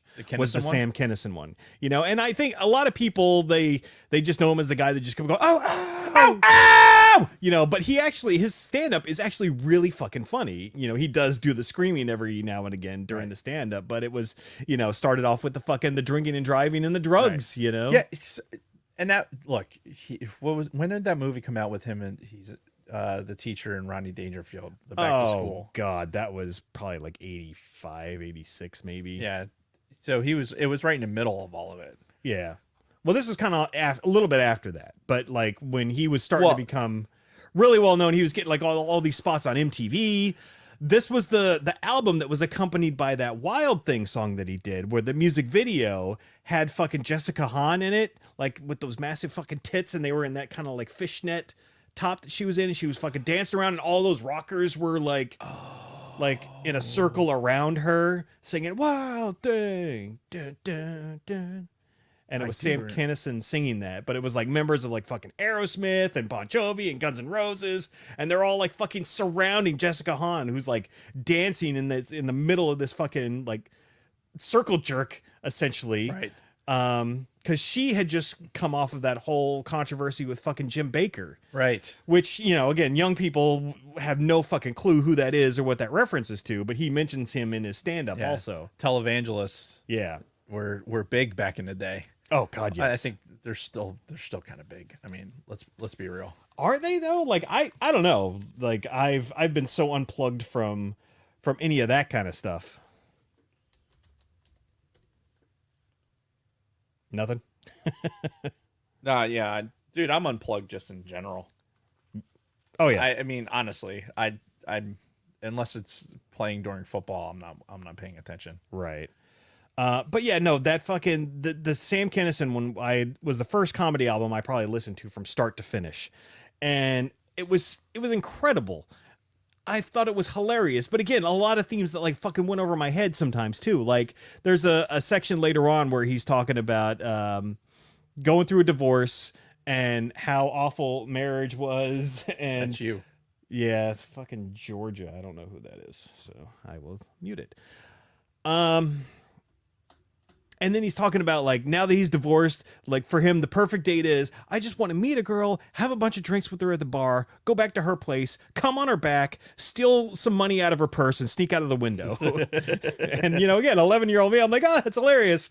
Not 100% sure if I quite get the whole thing, but No, absolutely not. So Carlin, just in the 80s, right, had 5 albums that he believe it. released. yeah. Yeah, I think his total catalog was like 14 or 15 albums. It's insane. Yeah. Last one was in 2008. Like, I think that's the year he died. Oh yeah. But yeah, his last one in 88 was "What Am I Doing in New Jersey?" Which, I mean, if we had more time, then obviously we would have listened to a lot more of these, but you know, we only had a week to get ready. I think Carlin on Campus was probably the one that I remember. I think trying to think of which one that it had the HBO special on. Let me find that out. If only I had done the research beforehand. I'll be honest with you, because Eddie Murphy Raw, I just wanted to watch that. Yeah. Like I kept coming back to that because I watched it so many times. Again, should not have. Definitely should not have. 100% should not have been watching it. However, I did. We had it on VHS. And I watched it a lot. Even though I shouldn't have. Because it was fucking hilarious. There was another Kinison album that came out like a year or two after this one. It was like in 89 or 90. Or no, it must have been 90 or 91, because when was the first Gulf War? That was 91, right? Correct. Yeah, so it must have been right after that. It must have been one of the last albums he ever did, because he's talking about how like people are coming on TV. He's like, "Oh, won't you help the Kurds?" And he's like, "Won't you blow me?" He's like, "I could have swore we just had a war with these assholes." Because like, and again, at the time, I had no idea who the fucking Kurds were. But apparently they were just Kurds and Way. Yeah, they were a sect of Iraq and all kinds of other stuff. But yeah, that's the only one I remember from that fucking album. Somebody else that I kind of brought up in our notes that we haven't really talked about was also Paul Mooney. I know I've talked about him a lot. He was Richard Pryor's writer, and they were like best friends for years and years. And he wrote a good portion of, or at least helped write a good portion of Richard Pryor's comedy. And he eventually broke out and did his own stuff. And if you ever watch any of the Paul Mooney stuff, good shit. I know Dave mentioned once he wasn't quite a fan because of how militant he is. Yeah. But it's whatever. Oh, speaking of which, fucking Eddie Murphy in both Delirious and Raw. I fucking love his white person voice. Hang on. It's the same as, "Oh, I'm not gonna fall for the banana in a tailpipe." Yeah. It's the same voice. Yeah, but it's his white person voice is fucking hilarious because it's kind of like a squeaky, Yeah. kind of nerdy sounding. Right. And I'm like, oh fuck, is that how we all sound to black people? Right. Fuck. I was doing it in the car too. I was trying to like knock down some of the Eddie Murphy voices while I was listening to it in the car. And having no feedback mechanism at all, I can't replicate it. Yeah. I can't do it. Shit. Oh well. God damn it. After the Kinison albums and Eddie Murphy Raw, you know, we started spilling into the 90s. And the 90s, the early 90s, was when I started buying comedy albums myself. The biggest one was being Dennis Leary's No Cure for Cancer in Right. 92, 92 or 93. But, you know, you talk about fucking Gen X specific comedy. That Dennis Leary album was fucking fantastic. 92. 92, yeah. Because that's the one that came... 92. That's the one that came with the song Asshole. You know, I'm an asshole, Right. you're an asshole. Which, by the way, Swede played for us at He did. the celebration, which was fucking great. That's a celebration. Yeah, but that, you know, that was the first comedy album that I bought myself when it came out. And yeah, that whole fucking album was great. And Dennis Leary's style of comedy was this new sort of... Oh, Dave's got to take a break. You know, this new sort of 90s take on some of that dirty comedy from the 80s. But yeah, it was just one of the many things that this comedy from the 80s sort of bred into the 90s and beyond, which we'll talk about, I guess, after we take a break, because apparently Dave has to pee. Yes. All right, so that being said, we will take a very quick break and be right back after this word from our sponsors. Oh my God. All right, so I've been sitting here staring at all these Black Series figures this whole time. I'm like, I don't know what I'm going to do with all of these. But I want to look at this guy again. This fucking red guy, man. And the Black Series figure is great. Look at this guy. I love it. So yeah, you can kind of see right over here, I've got this display of loose Black Series figures here. I've got more up here. It's kind of hard to see. Oh, you can see the white Vader right there, and he's fighting back to back with Ahsoka. But again, it's tough to see on camera. And then behind me, let's see, how well can you see? Yeah, so we've got my new Boba Fett collection back here. So I got the Boba Fett from the Droids cartoon, the white prototype armor Boba Fett, the black disguise armor Boba Fett, standard Boba Fett. Behind him is Boba Fett with new paint job, with the helmet that comes off, revealing Timor Morrison underneath. And I think that's all of the variants of Boba Fett that exist. I think I'm gonna go and do some evacuation as well. How awesome this shirt is. Oh yeah, I got mine right there. Oh.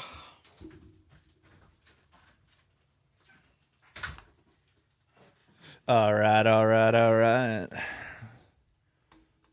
What do we got here? Yeah, we gotta figure out what the white guy's voice was. I gotta remember. I can't remember what it was. Yeah. See. Yeah. So, what do we do now? We turn off the ticker that says Dave has to pee and go back to the chat. Where's my snaps? Oh, did you not snap? Hello? I did. It says, where's my snaps? Who's saying that? DB. Or no, fucking Don, I guess. I'm pretty sure I did. Oh, it's too late now. There's no way to prove it. You live in a bed of lies. Well, I guess you could rewind the tape at some point. Oh, and I'm now supposed to send a close-up picture of the Red Trooper.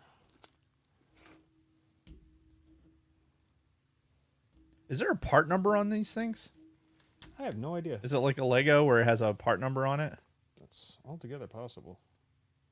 I can see some writing down there. That's what she said? My penis so smooth. Don't break his legs. What are you doing? Trying to get his feet set to where he can stand on his own. Oh, reminder. I have to look to see if there's an STL for Black Series figure stands. Yes, you should. All right. Anyway, we ready to get back to it?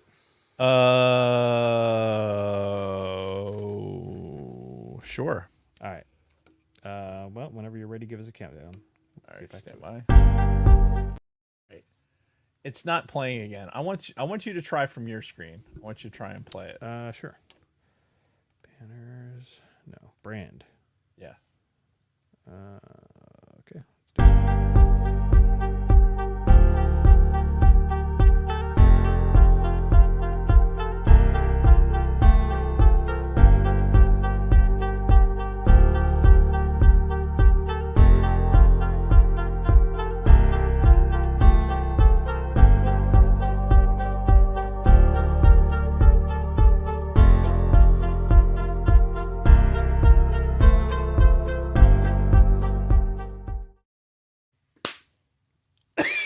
And we're back. That was not loud enough, first of No. all. No. Jesus. I don't know. You're the worst. Yeah. So anyway, are there any other comedians from the 80s I wanted to go over the Carlin comedy specials real quick, just because this was something that like I said, my parents were into Carlin, and so I saw these specials because it was on HBO and we had HBO at our house.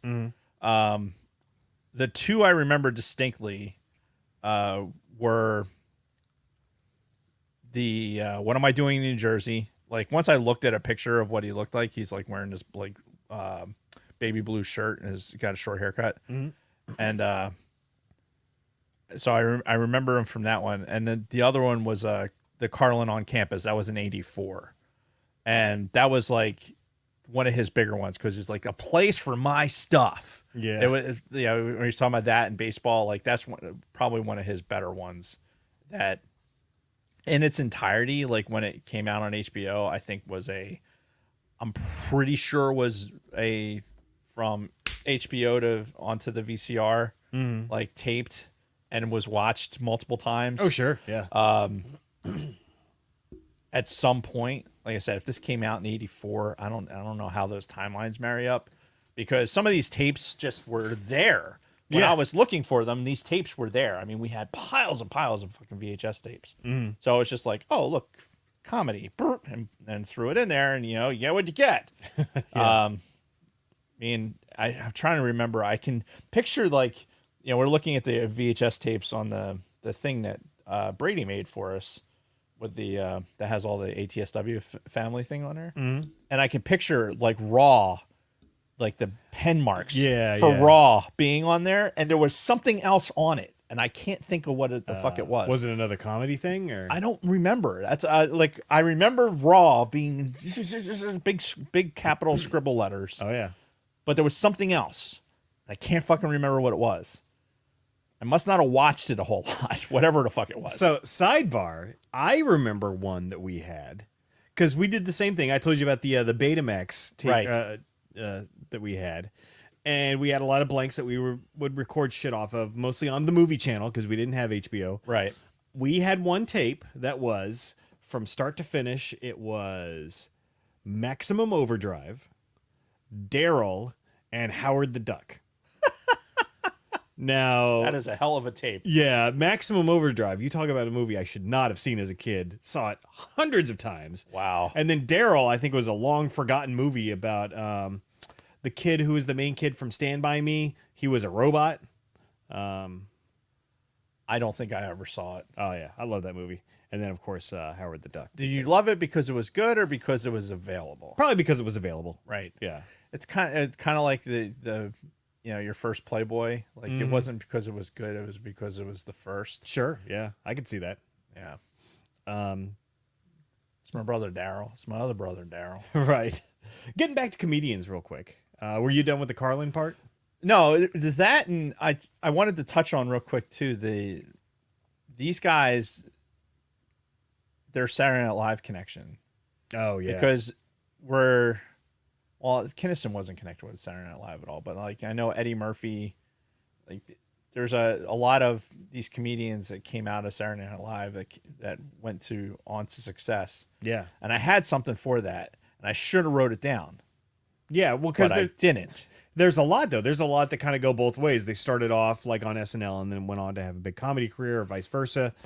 Can't remember what I mean, Chris Rock is a great example of that. You know, he was. I don't recall seeing any comedy specials of his before he went on SNL, but I know afterwards he's done a shitload of stuff. Like he just had a new one that came out within the last few months. Well, yeah, you talked about getting slapped. Yeah, with the Will Smith stuff. But yeah, no, I remember seeing a bunch of his comedy shit in the 90s or early 2000s. But yeah, no, there's no shortage of fucking people who either started their career on SNL and then became big stand-up comedians or vice versa. Adam fucking Sandler, for crying out loud, was another one. But while you're doing that, another 80s comic I wanted to talk about was Andrew Dice Clay. Right. Because, again, focusing on the ones that are like particularly on the dirty side, Dice Clay was definitely one of those. You listen to any of his stand-up, it's real gimmicky. Like Andrew Dice Clay was pretty much a one-trick Little Boy Blue. pony. Yeah. He needed the money. But, you know, again, that just shows, because that's the shit that we were watching. He got all these spots on MTV, and I knew who he was because of that. Right. And then I saw him live, which I told this story when we talked about Metallica. I saw him live in Pasadena during the Guns N' Roses and Metallica tour, because he did a set between Metallica and Guns N' Roses, which, again, I was 15 years old.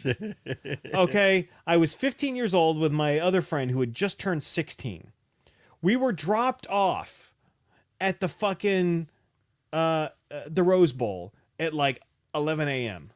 by my friend's dad. And he's like, okay, well, whenever you guys are done, you're supposed to get on a shuttle that's going to take you to the corner of Chester and Walnut. I'll pick you guys up there at midnight.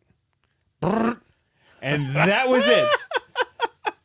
And like, it blows my mind because the fact that we saw it started with Motorhead. Motorhead opened, then fucking Metallica, then Andrew Dice Clay, then Guns N' Roses.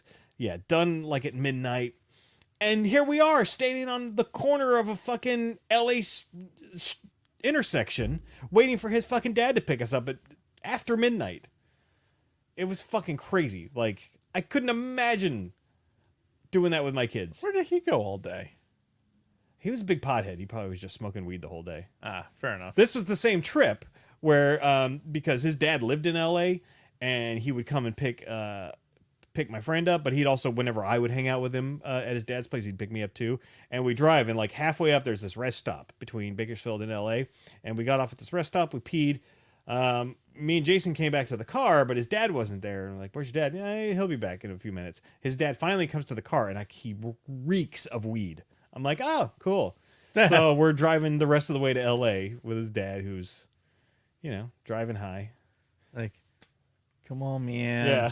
This is the best drive ever, man. So it's, again, I'm going to put on this Creedence Clearwater Revival, man, and you're going to really enjoy it. yeah. So again, just some of the crazy shit. But yeah, I saw Andrew Dice Clay live, and he was another just one of these filthy fucking comedians from the 80s that helped shape who I am today. So I brought this up on the show before, and because we're talking about Eddie, I'm coming back to Eddie Murphy. Sure. Again, because this is where my experience base is. Yeah. So Beverly Hills Cop Oh yeah. was a movie, we had it on tape, a movie that I saw way too many times, way too fucking young. Yeah. That's that's a theme that you people might be noticing. But it's another one of those videotapes where I was trying to remember what the fuck else was on it. I Googled some stuff and it wasn't it. But Beverly Hills Cop came out in 84, right? So it went Delirious, and then he gets, you know, he must have.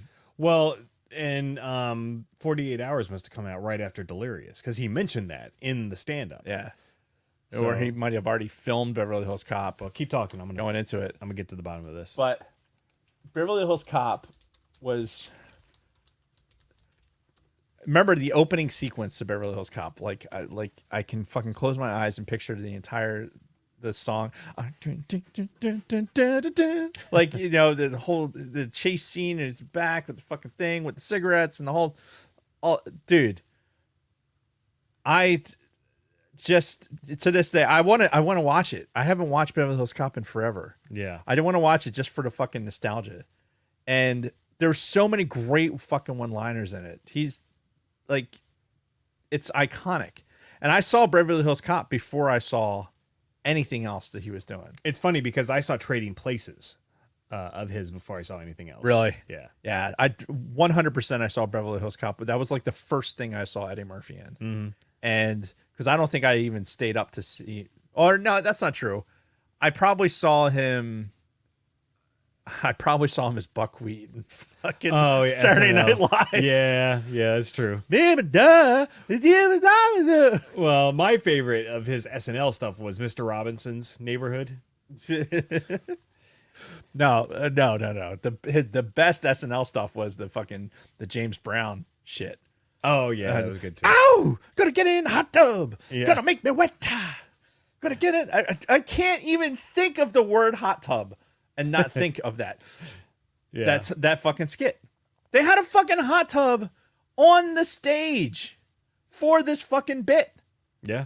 Right? Him when he's fucking dancing around. Oh, too hot for the hot tub. It's like Jesus Christ. It was fun. It's but Beverly Hills Cop, yeah, the whole everything next year for the 40th anniversary of Beverly Hills Cop, I want to do that movie. For sure. I want to because It's been a long time since I've seen that. Because I think there's such great things in there with fucking Serge, right? Yeah. Serge. When he plays the gay guy in the fucking restaurant, Oh, he's yeah. like, Oh the herpes simplex tan. You know what? Why don't you go in there and tell him? Yes, I do think that'd be best. Dude, I know every fucking line in that movie. I knew every line in that movie, and I had no idea what I was saying. Right. Right. Yeah. And that's the worst part of it. It's like I'm talking about things that I have no idea what it is that I'm saying. Oh yeah. So yeah, it was. So the 80s were fucking crazy for Eddie Murphy. Listen to this. 1982. This was the very end of 82, December. Okay. 48 Hours. 83, Trading Places. 84, Beverly Hills Cop. 86, The Golden Child. 87, Beverly Hills Cop 2 and Raw. 88, Coming to America. 89, Harlem Nights. And then 90, another 48 Hours. Like, he was fucking banging them out like crazy. He must have made so much fucking money that decade. What out of what you just said, besides, I mean, Golden Child probably. I love The Golden Child, but I know it broke even. Yeah, I mean, I'm sure. Yeah, I'm sure it wasn't a huge success, but it wasn't bad. It wasn't. No, not at all. Yeah, God, every one of those. Like even Beverly Hills Cop 2 wasn't that bad. I don't know if I've ever seen it, honestly. Really? Yeah. It wasn't that bad. Beverly Hills Cop 3 was sucked. Yeah. It was bad. It was not good. Yeah. Axel Foley needed to retire. Like, it was one of those where it's like, okay, it's too many. Yeah. Too many. What was I gonna say? Fuck. Talking about the filmography, Trading Places, 48 Hours, Trading Places was so good. Golden Child, Beverly Hills Cop 2, Coming to America. I saw that. I saw that in theaters. Did you really? Yeah, like I feel like that was a drive-in theater with me and my family. Seeing Coming to America because that was a really good one. That's fucking crazy. Yeah. No, I'm trying to think for Trading Places when first time I saw that, because I think that was filmed in Philadelphia. Yeah. I can't remember the first time I saw that, but that was all of it was fucking great. Mm-hmm. I mean, and then even in the 90s, Eddie Murphy was still hitting big. Oh, sure. I mean, there was a while there where he was just every swing he was batting at least 800. Yeah. You know, so shit. Yeah, all from this kid who put out the stand-up. That's what I wanted to see. I wanted to see where is he actually from? Eddie Murphy. Yeah, Eddie Murphy. Wrong. That's wrong. He's from Brooklyn. Okay, yeah. I was bringing it up because in Delirious, he talks about was it Delirious or Raw? When he talks about the ice cream truck. No, it's Delirious. Yes. Yeah, it was Delirious. Yeah, and he sings the Mr. Softy song. Yeah. During it. I'm like, well, first of all, if you know, you know, because Mr. Softy is from Runnymede, where the fucking town where I live, and that's like the home base of Mr. Softy. And so that song is the song that Mr. Softy plays. And so when he does that bit, I'm like, oh shit, like you have to be from the area, to know that. I'm like, he's not. And because I saw my first association with Eddie Murphy was Beverly Hills Cop, I thought he was from Detroit. I legitimately thought he was fucking from Detroit. Oh, that's funny. And I'm not gonna lie to you. On the drive over here, up until the drive over here from work, I still thought that. It wasn't until just now when I looked it up and saw he's from Brooklyn that I thought he was from Detroit. And again, that's because of Beverly Hills Cop, because he's fucking Axel Foley. I thought he was from fucking Detroit. Yeah. So, do you have any other comedians from the 80s to talk about? No, I can't think of any. Yeah, because again, there's so many that we could have touched on, but there's tons, and there's tons of dirty ones, but but not all of them had the impact on. And it's really it's the themes that you see in these specials, or you know, you hear in these stand-ups, the same kind of stuff, the bashing of gays, the talk about openly doing drugs and drinking and driving, and fucking a lot of Michael Jackson talk, AIDS, racial humor, fucking, a lot of talk about fucking, religion, Jesus, the Pope, like fucking Kinison goes in on all of that stuff. And you realize why we have such sarcastic, fucking just off the wall sense of humor, is because this is the kind of shit that we listen to. And it really helps give you a better picture for where people of our age range are coming from when it comes to this kind of stuff. Now, don't get me wrong. There are plenty of Gen Xers out there who are sensitive. Like, there's a lot of Gen Xers out there that are fucking pussies and that say things like, oh, how could you say something so offensive?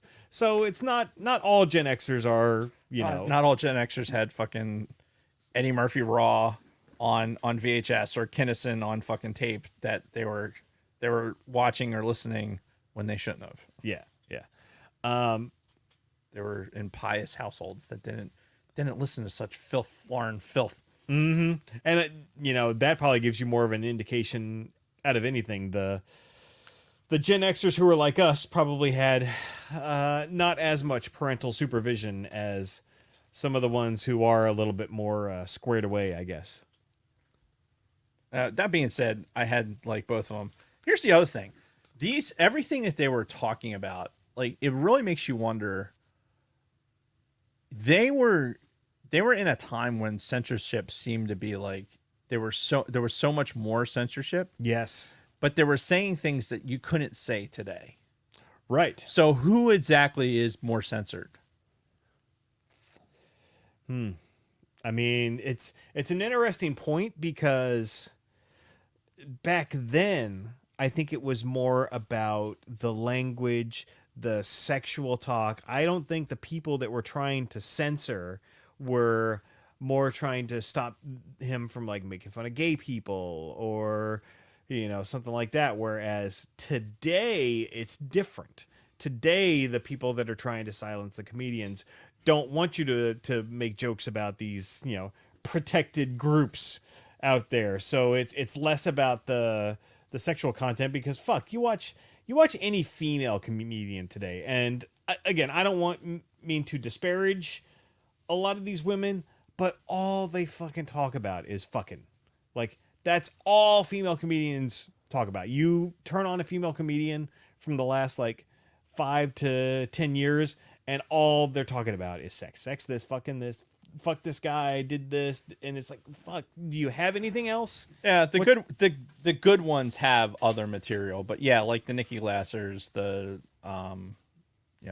a handful of other ones that are funny, but there's most of their stuff revolves around their sex lives. Yeah, and whatever, they're in a male-dominated world. That's not what I mean, though. That's not what I'm talking about. Yeah, what I mean is those comedians I don't think it matters. They were making jokes about the product of the time, Right. right? If they were the same comedian in this time, I don't think they're even able to say anything about what is currently going on. No, definitely not. So I think that in a way that this, where we are present day with the power of, I don't know, persuasion and social media and things like that, and the power of this, I don't know what you even want to call it, the social justice warrior, is more powerful than the 80s censorship was. Yeah. Because definitely. The career ending that's going to happen, because like Pryor, Carlin, those guys, they could get arrested, they can do all these things, but they're going to come back and they're going to put on a show, and then they're still going to be able to do their career. Yeah.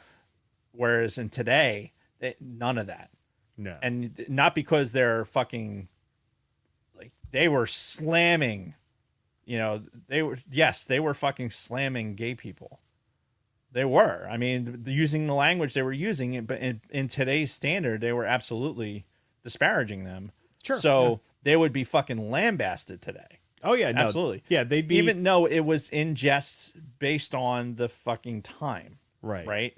But we don't live in a world where that context can be made. No, and because back then the censorship, quote unquote, was, oh, arrest this guy on obscenity charges. Right. Today it's like, do not let him have a platform. Take him off of all social media.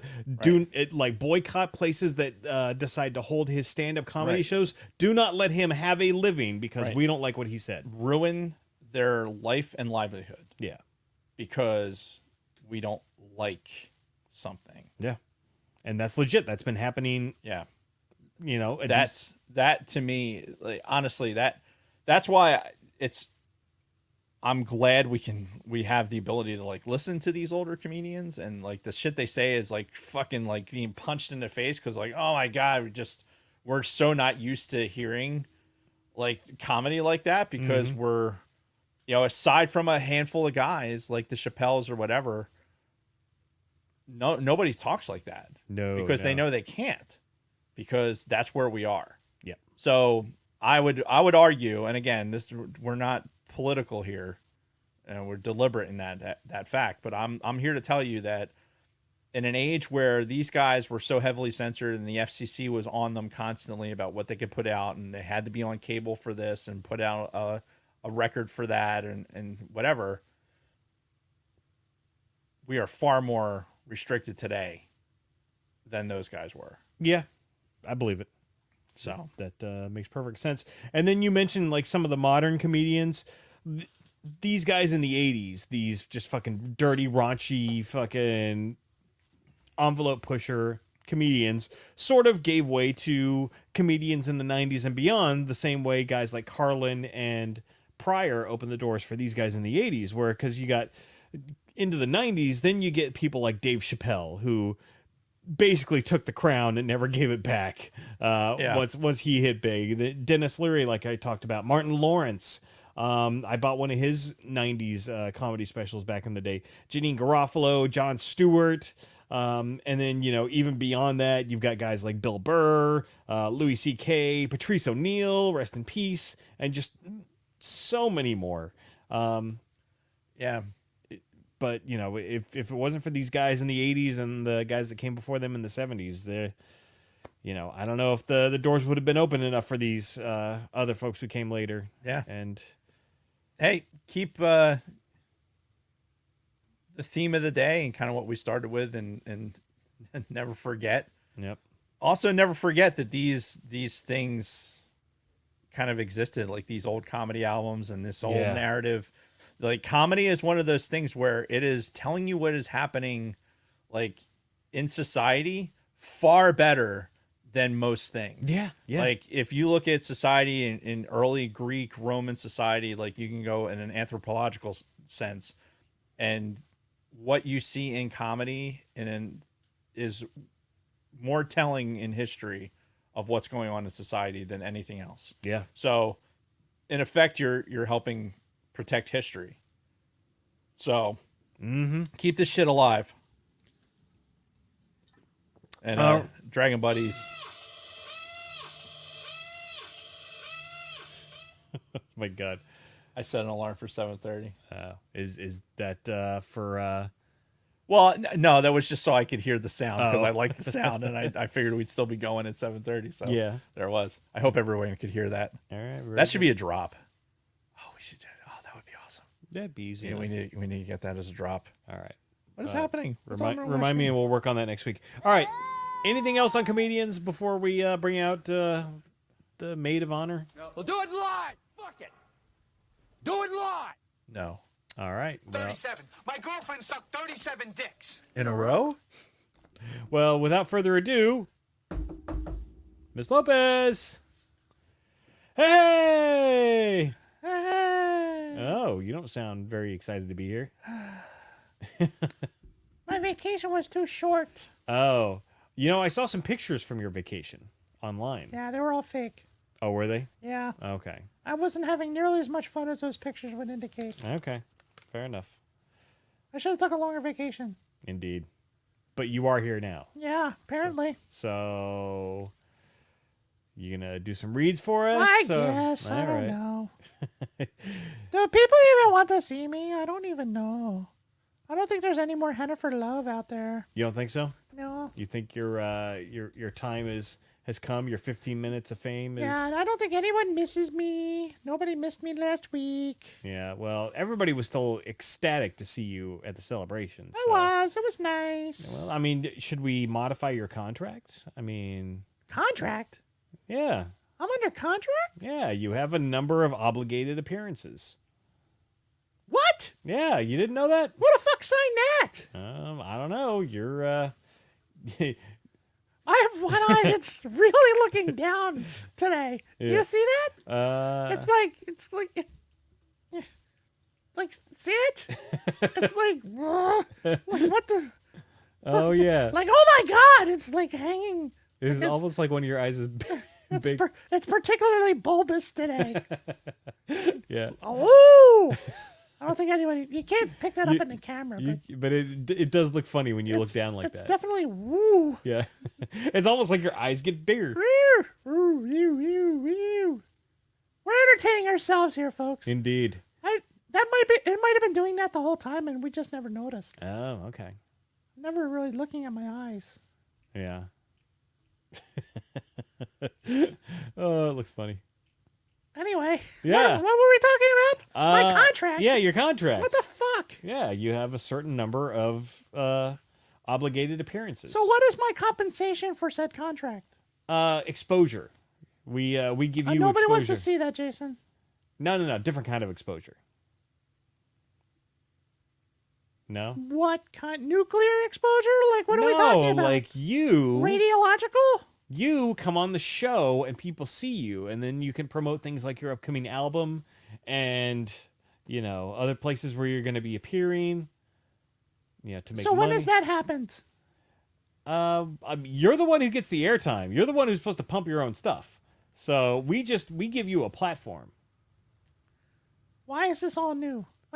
You're making this Well, up. clearly you didn't read your contract. You're making so- this up as you go. Really? You're the worst. Okay. See my eyes? I do see your eyes. Look at my eyes. I'm looking. Oh my god, you're gonna pass out. Yeah, it's an epileptic seizure here. God, I can't get over looking at it, like the way eyes tilt forward like that. It's very weird. Nobody has any idea what I'm talking about. Yeah. I'm gonna read the notes. Good, How you should do about that. we do that? Yeah, let's do Should that. Should we do that? Yes. All right. C. 3PO. I should do it. Should I do it in the drunken bro cop voice? Cause that I mean, it's your platform. You do whatever you feel is right. yeah, that's a cop out there, Jason. Yeah. Let's see. I want to read the sidebar headlines just because it's fun. Okay. The New York Giants are the worst team in NFL today. Even the Detroit Lions are better than they are. If you aren't into football, these aren't the droids you're looking for. You can go about your business. Move along. Yeah, Giants suck. So are the Cowboys. Fuck the Cowboys. That was a fucking fluke. I hope. Fucking Cowboys. Yeah. There were more Cowboys fans in that fucking stadium, too. You should be embarrassed, Giants. Giants and Jets. Fucking Jets going to lose by 2 touchdowns. Somebody called it earlier. Yeah, Dave made what that. What was the fucking line? Did anybody find out what the line is in that game? I can look it up while you're talking. So I can do my sports betting. Sure. Yeah, do that. Cantina Family Happenings on Wednesday. Don, Brady, and Chris are free balling. Free balling. I should look at the camera. Free balling. See how it gets louder if I look at the camera? Yeah. Well, I'm free balling. Free balling now. I'm free balling. Bills -2. That's it? Really? That's what I'm seeing. I'm telling you, all They're these so on that Aaron Rodgers dick. It's not even funny. Yeah, these sportscasters are all like, "Oh, the Jets are contenders now." The Oh, Jets like Aaron Rodgers. Here, wait a minute, ready? Here, Aaron. Here, I'm the national media, and here's Aaron Rodgers' dick.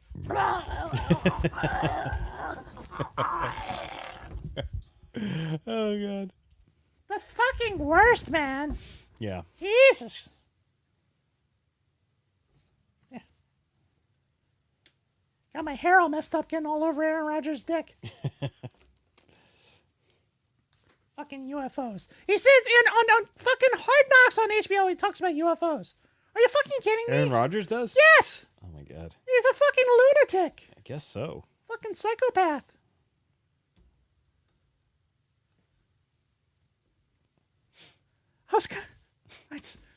I don't know what it is. Maybe it's the fucking 80s shit that we did today. But I was going to say it's a good thing he's white.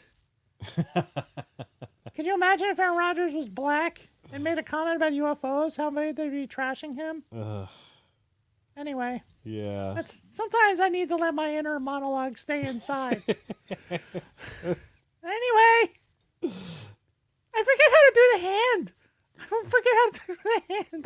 What do you mean? Like, I don't know. I just feel like it's all off. Like, oh, everything's off. My timing and everything is off. Like your mouth? And Yeah. all? I died. It's like my eyes. The whole thing. It's off. I don't know.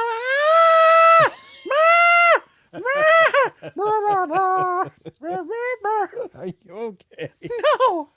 Obviously not. You seem to have lost it very quickly there. Anyway, free balling. Talking about Don Brady and Chris are gonna free ball talk all things geek inappropriately. Yeah, just like that. Check them out at 19:05, 7:05 Eastern at ATSW the Escape Pod on YouTube. On Saturday, Snooch NLG will review Stranger Thing Has Happened. Season 3, Chapter 6, E Pluribus Unum. One of many? 3PO. Isn't that what that means? One of many? Sure. Or out of many, one? Yeah, I got nothing. I can't remember. Join them on their first watch journey as at Stranger Thing Has Happened at 2100, 9 p.m. Eastern on the YouTube. That's Saturday. Yes. Thank you, Lunar Girl. Cam and Nicole will be discussing Mamma Mia. Oh, do it for Mama. 1 and 2 this coming Sunday. Sunday. Catch Used and Abused at 2100, 9 p.m. Eastern on the YouTube. Did you say 1 and 2? Mamma Mia 1 and 2? Mamma Mia 1 and 2. There were 2 of those movies? There were 2, yes. Oh. Mamma Mia. Papa Pia. Here I go again. Mamma Mia, let me go. Beelzebub has a devil put aside for me. For me.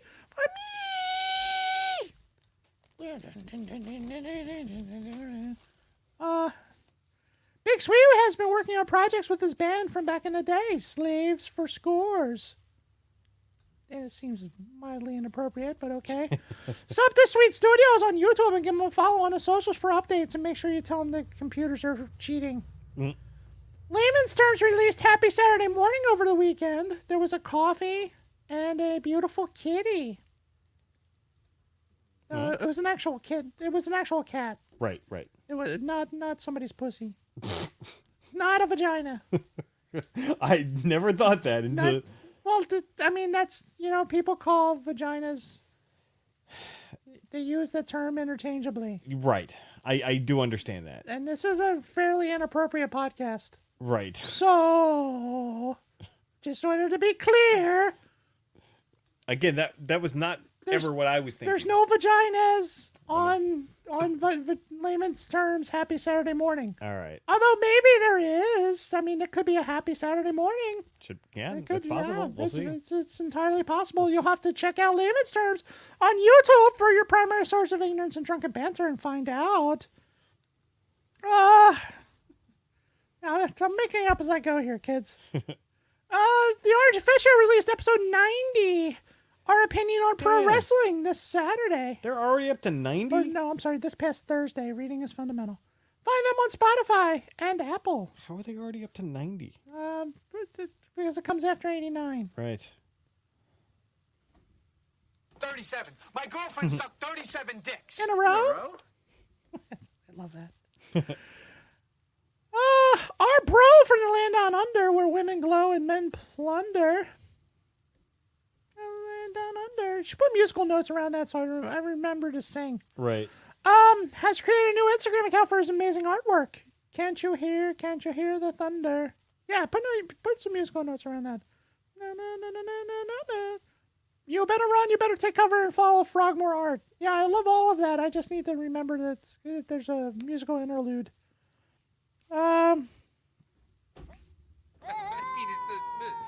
Somebody made a comment in the chat about the soundboard, so. Oh my god. You can find us at. Look at the camera. Look at the camera. Look at the camera. Smile.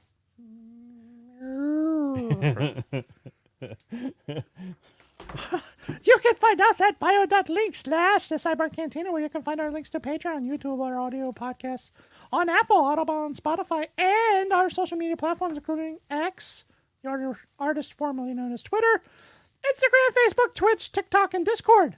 Once you get to the bio link, simply click the symbols under our pic to go to your platform of choice. See, I like how she broke that out because it was confusing the way I said it before. So now it's just like, hey, the pictures, idiot. Yeah. Just click on the picture of the thing, and that will take you to the thing. Yeah, that works. Because that's how fucking things work. Mm-hmm. Thank you, Lunar Girl. You can also find all of our past Spotify music mixtape playlists. Hairs in my eyes. Yeah, I noticed that. Oh. It's too much.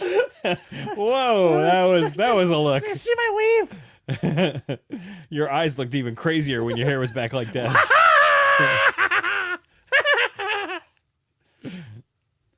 I come from a land down under. Maybe that's what's wrong with me. Oh, really? No. Also in our bio link is our PT public merch shop. We have our Jason Rose design, the super sexy Twi'lek, Sidebar Chick, our beloved Hennifer design, F Cancer, written in Auerbash. Yeah, fuck cancer. Jesus Christ. Fucking Jimmy, rest in peace, Jimmy Buffett. And a couple of from a Gen X point of view throwbacks. There are t-shirts, hoodies, tote bags, phone cases, exclusive stickers and pins, wall arts, magnets, notebooks, laptop cases, pillows! Just about anything you can imagine. Make sure you tag us on the socials with your Sidebar merch, just like Smirking Bear did, which we have that going for us, which is nice. Yeah. It was worth seeing Jason jump just for that. Oh, We really? should have known it was coming. Yeah, I know, right? I even paused for effect. Reviews! No new reviews. Motherfuckers. Well, I think I might have to throw down that the Magna Carta again with the. Oh, no appearances Yeah. by you until we get reviews? Yeah. Oh, that could be a thing. You deal with drunk Brokaw until get some fucking reviews in here. Yep. I mean, I would accept that. This is my serious face.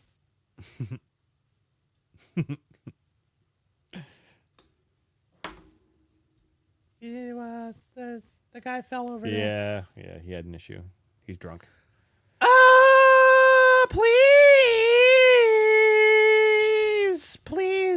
Please write us a 5-star review on Apple or Audible. Don't have an Apple or Audible account? Our Facebook page is a review feature tool. Just screenshot your review before you hit done and DM us to pick on Instagram, Twitter. Watch my thumb move really quick. Or my mouth. This is your chance to tell us your thoughts on the show.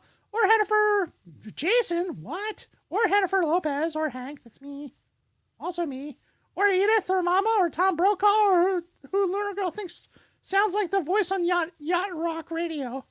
Or somebody fun will read your review word for word on our next episode. Let us know. I'm moving my eyes back and forth like I'm reading a teleprompter, which is fucking hilarious. Yeah. Because I am reading the teleprompter.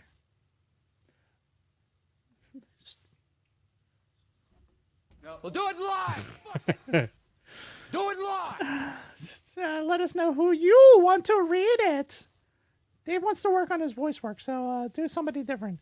If you are listening to us on audio, please consider joining us on the live channel Mondays. The chat is most definitely where it's at. If you are new to Sidebar, please subscribe, ding that bell, select all to receive notifications when we go live. Remember to smash that like button; it really helps us out. And do the thing with salvagedeepspace.com and buy the things. That's all we're gonna do this week on that. I need to write something more intelligent. Okie doke. And yeah, join our Discord because there's a lot of shit going on in Discord with Legos and Rule 34. shenanigans and Rule 34 and yeah. Not that I look at it, but somebody does, Yeah. and people seem to enjoy it. So yeah, do that. Do it. Do it My live. girlfriend sucked 37 dicks. Do it live. I don't have do it. You have do it. You have to click it. There you go. Finally. All right, I'm out. All right. Goodbye. Bye. Go Bills. So, next week, we are talking Ahsoka, episodes 4 and 5. So, again, I know a lot of shit happened last week's episode, and it's going to be sort of old news by the time we roll around next week, but I still want to talk about it. So much happened, and I am expecting so much more to happen in tomorrow's episode. So, I'll definitely be watching tomorrow's episode tomorrow night when it airs. Just because I don't want to get fucking spoiled. Yeah, that's a good plan. I should do the same, Yeah. but I probably won't, and I'll probably watch it on Wednesday morning. But I'm not connected to the socials really until I don't really look at anything until later in the day anyway. Well, it's what's fucked is it's not even social media where I see spoilers for the shit. It's fucking the news sites. I was gonna say billboards. Like what? No, like so we use Microsoft Edge at work, right? And whenever you open up a new tab, it immediately brings up the MSN page, and it's got fucking just pretty much everything that you're interested in because it learns over time the shit that you like, and like on Wednesdays, fucking I'll see like headlines and stuff from like last night's Ahsoka, and it's like, oh my god, can you believe this character died? And it's like, fuck no. So yeah, that's where I see spoilers. People on social media, for the most part, have been pretty good recently, from what I can tell. But It's the mainstream media that sucks. Yeah. So, Yeah, they suck. Yep. They just suck. My penis so smooth. Yes, it is. So, all right. I think that's it then, right? Yes. Okay. Well, thank you all for sticking with us. Hopefully this episode made sense. It did in our heads. Yeah. And we'll see you next week when we do a double on Ahsoka. Yeah. Rule 34. That shit. Yeah. So, until next time, Dave and everybody else, go fuck yourself. What? Okay, now what do I click? Oh! You got the button. All right. Oh my god, I didn't realize how many Black Series figures I got. What? Until they were in a pile on the fucking table? Yeah. Yeah. Oh well, I'll figure it out. All right, let's get off so I can. That's what she said. Yeah. So I can fucking watch the. The football game. A pick of the Buddha. Yes, I will do that. I'll do that right now, and we're going to. I need the adapter for the memory card. All right. Well, we're gonna end the stream then. So good night, everyone. Duh! Yeah, you did stop recording. Never mind. I was gonna say, why would that make a difference? I don't know. I'm losing it. All right. Good night, guys. We'll see you next week. Good night.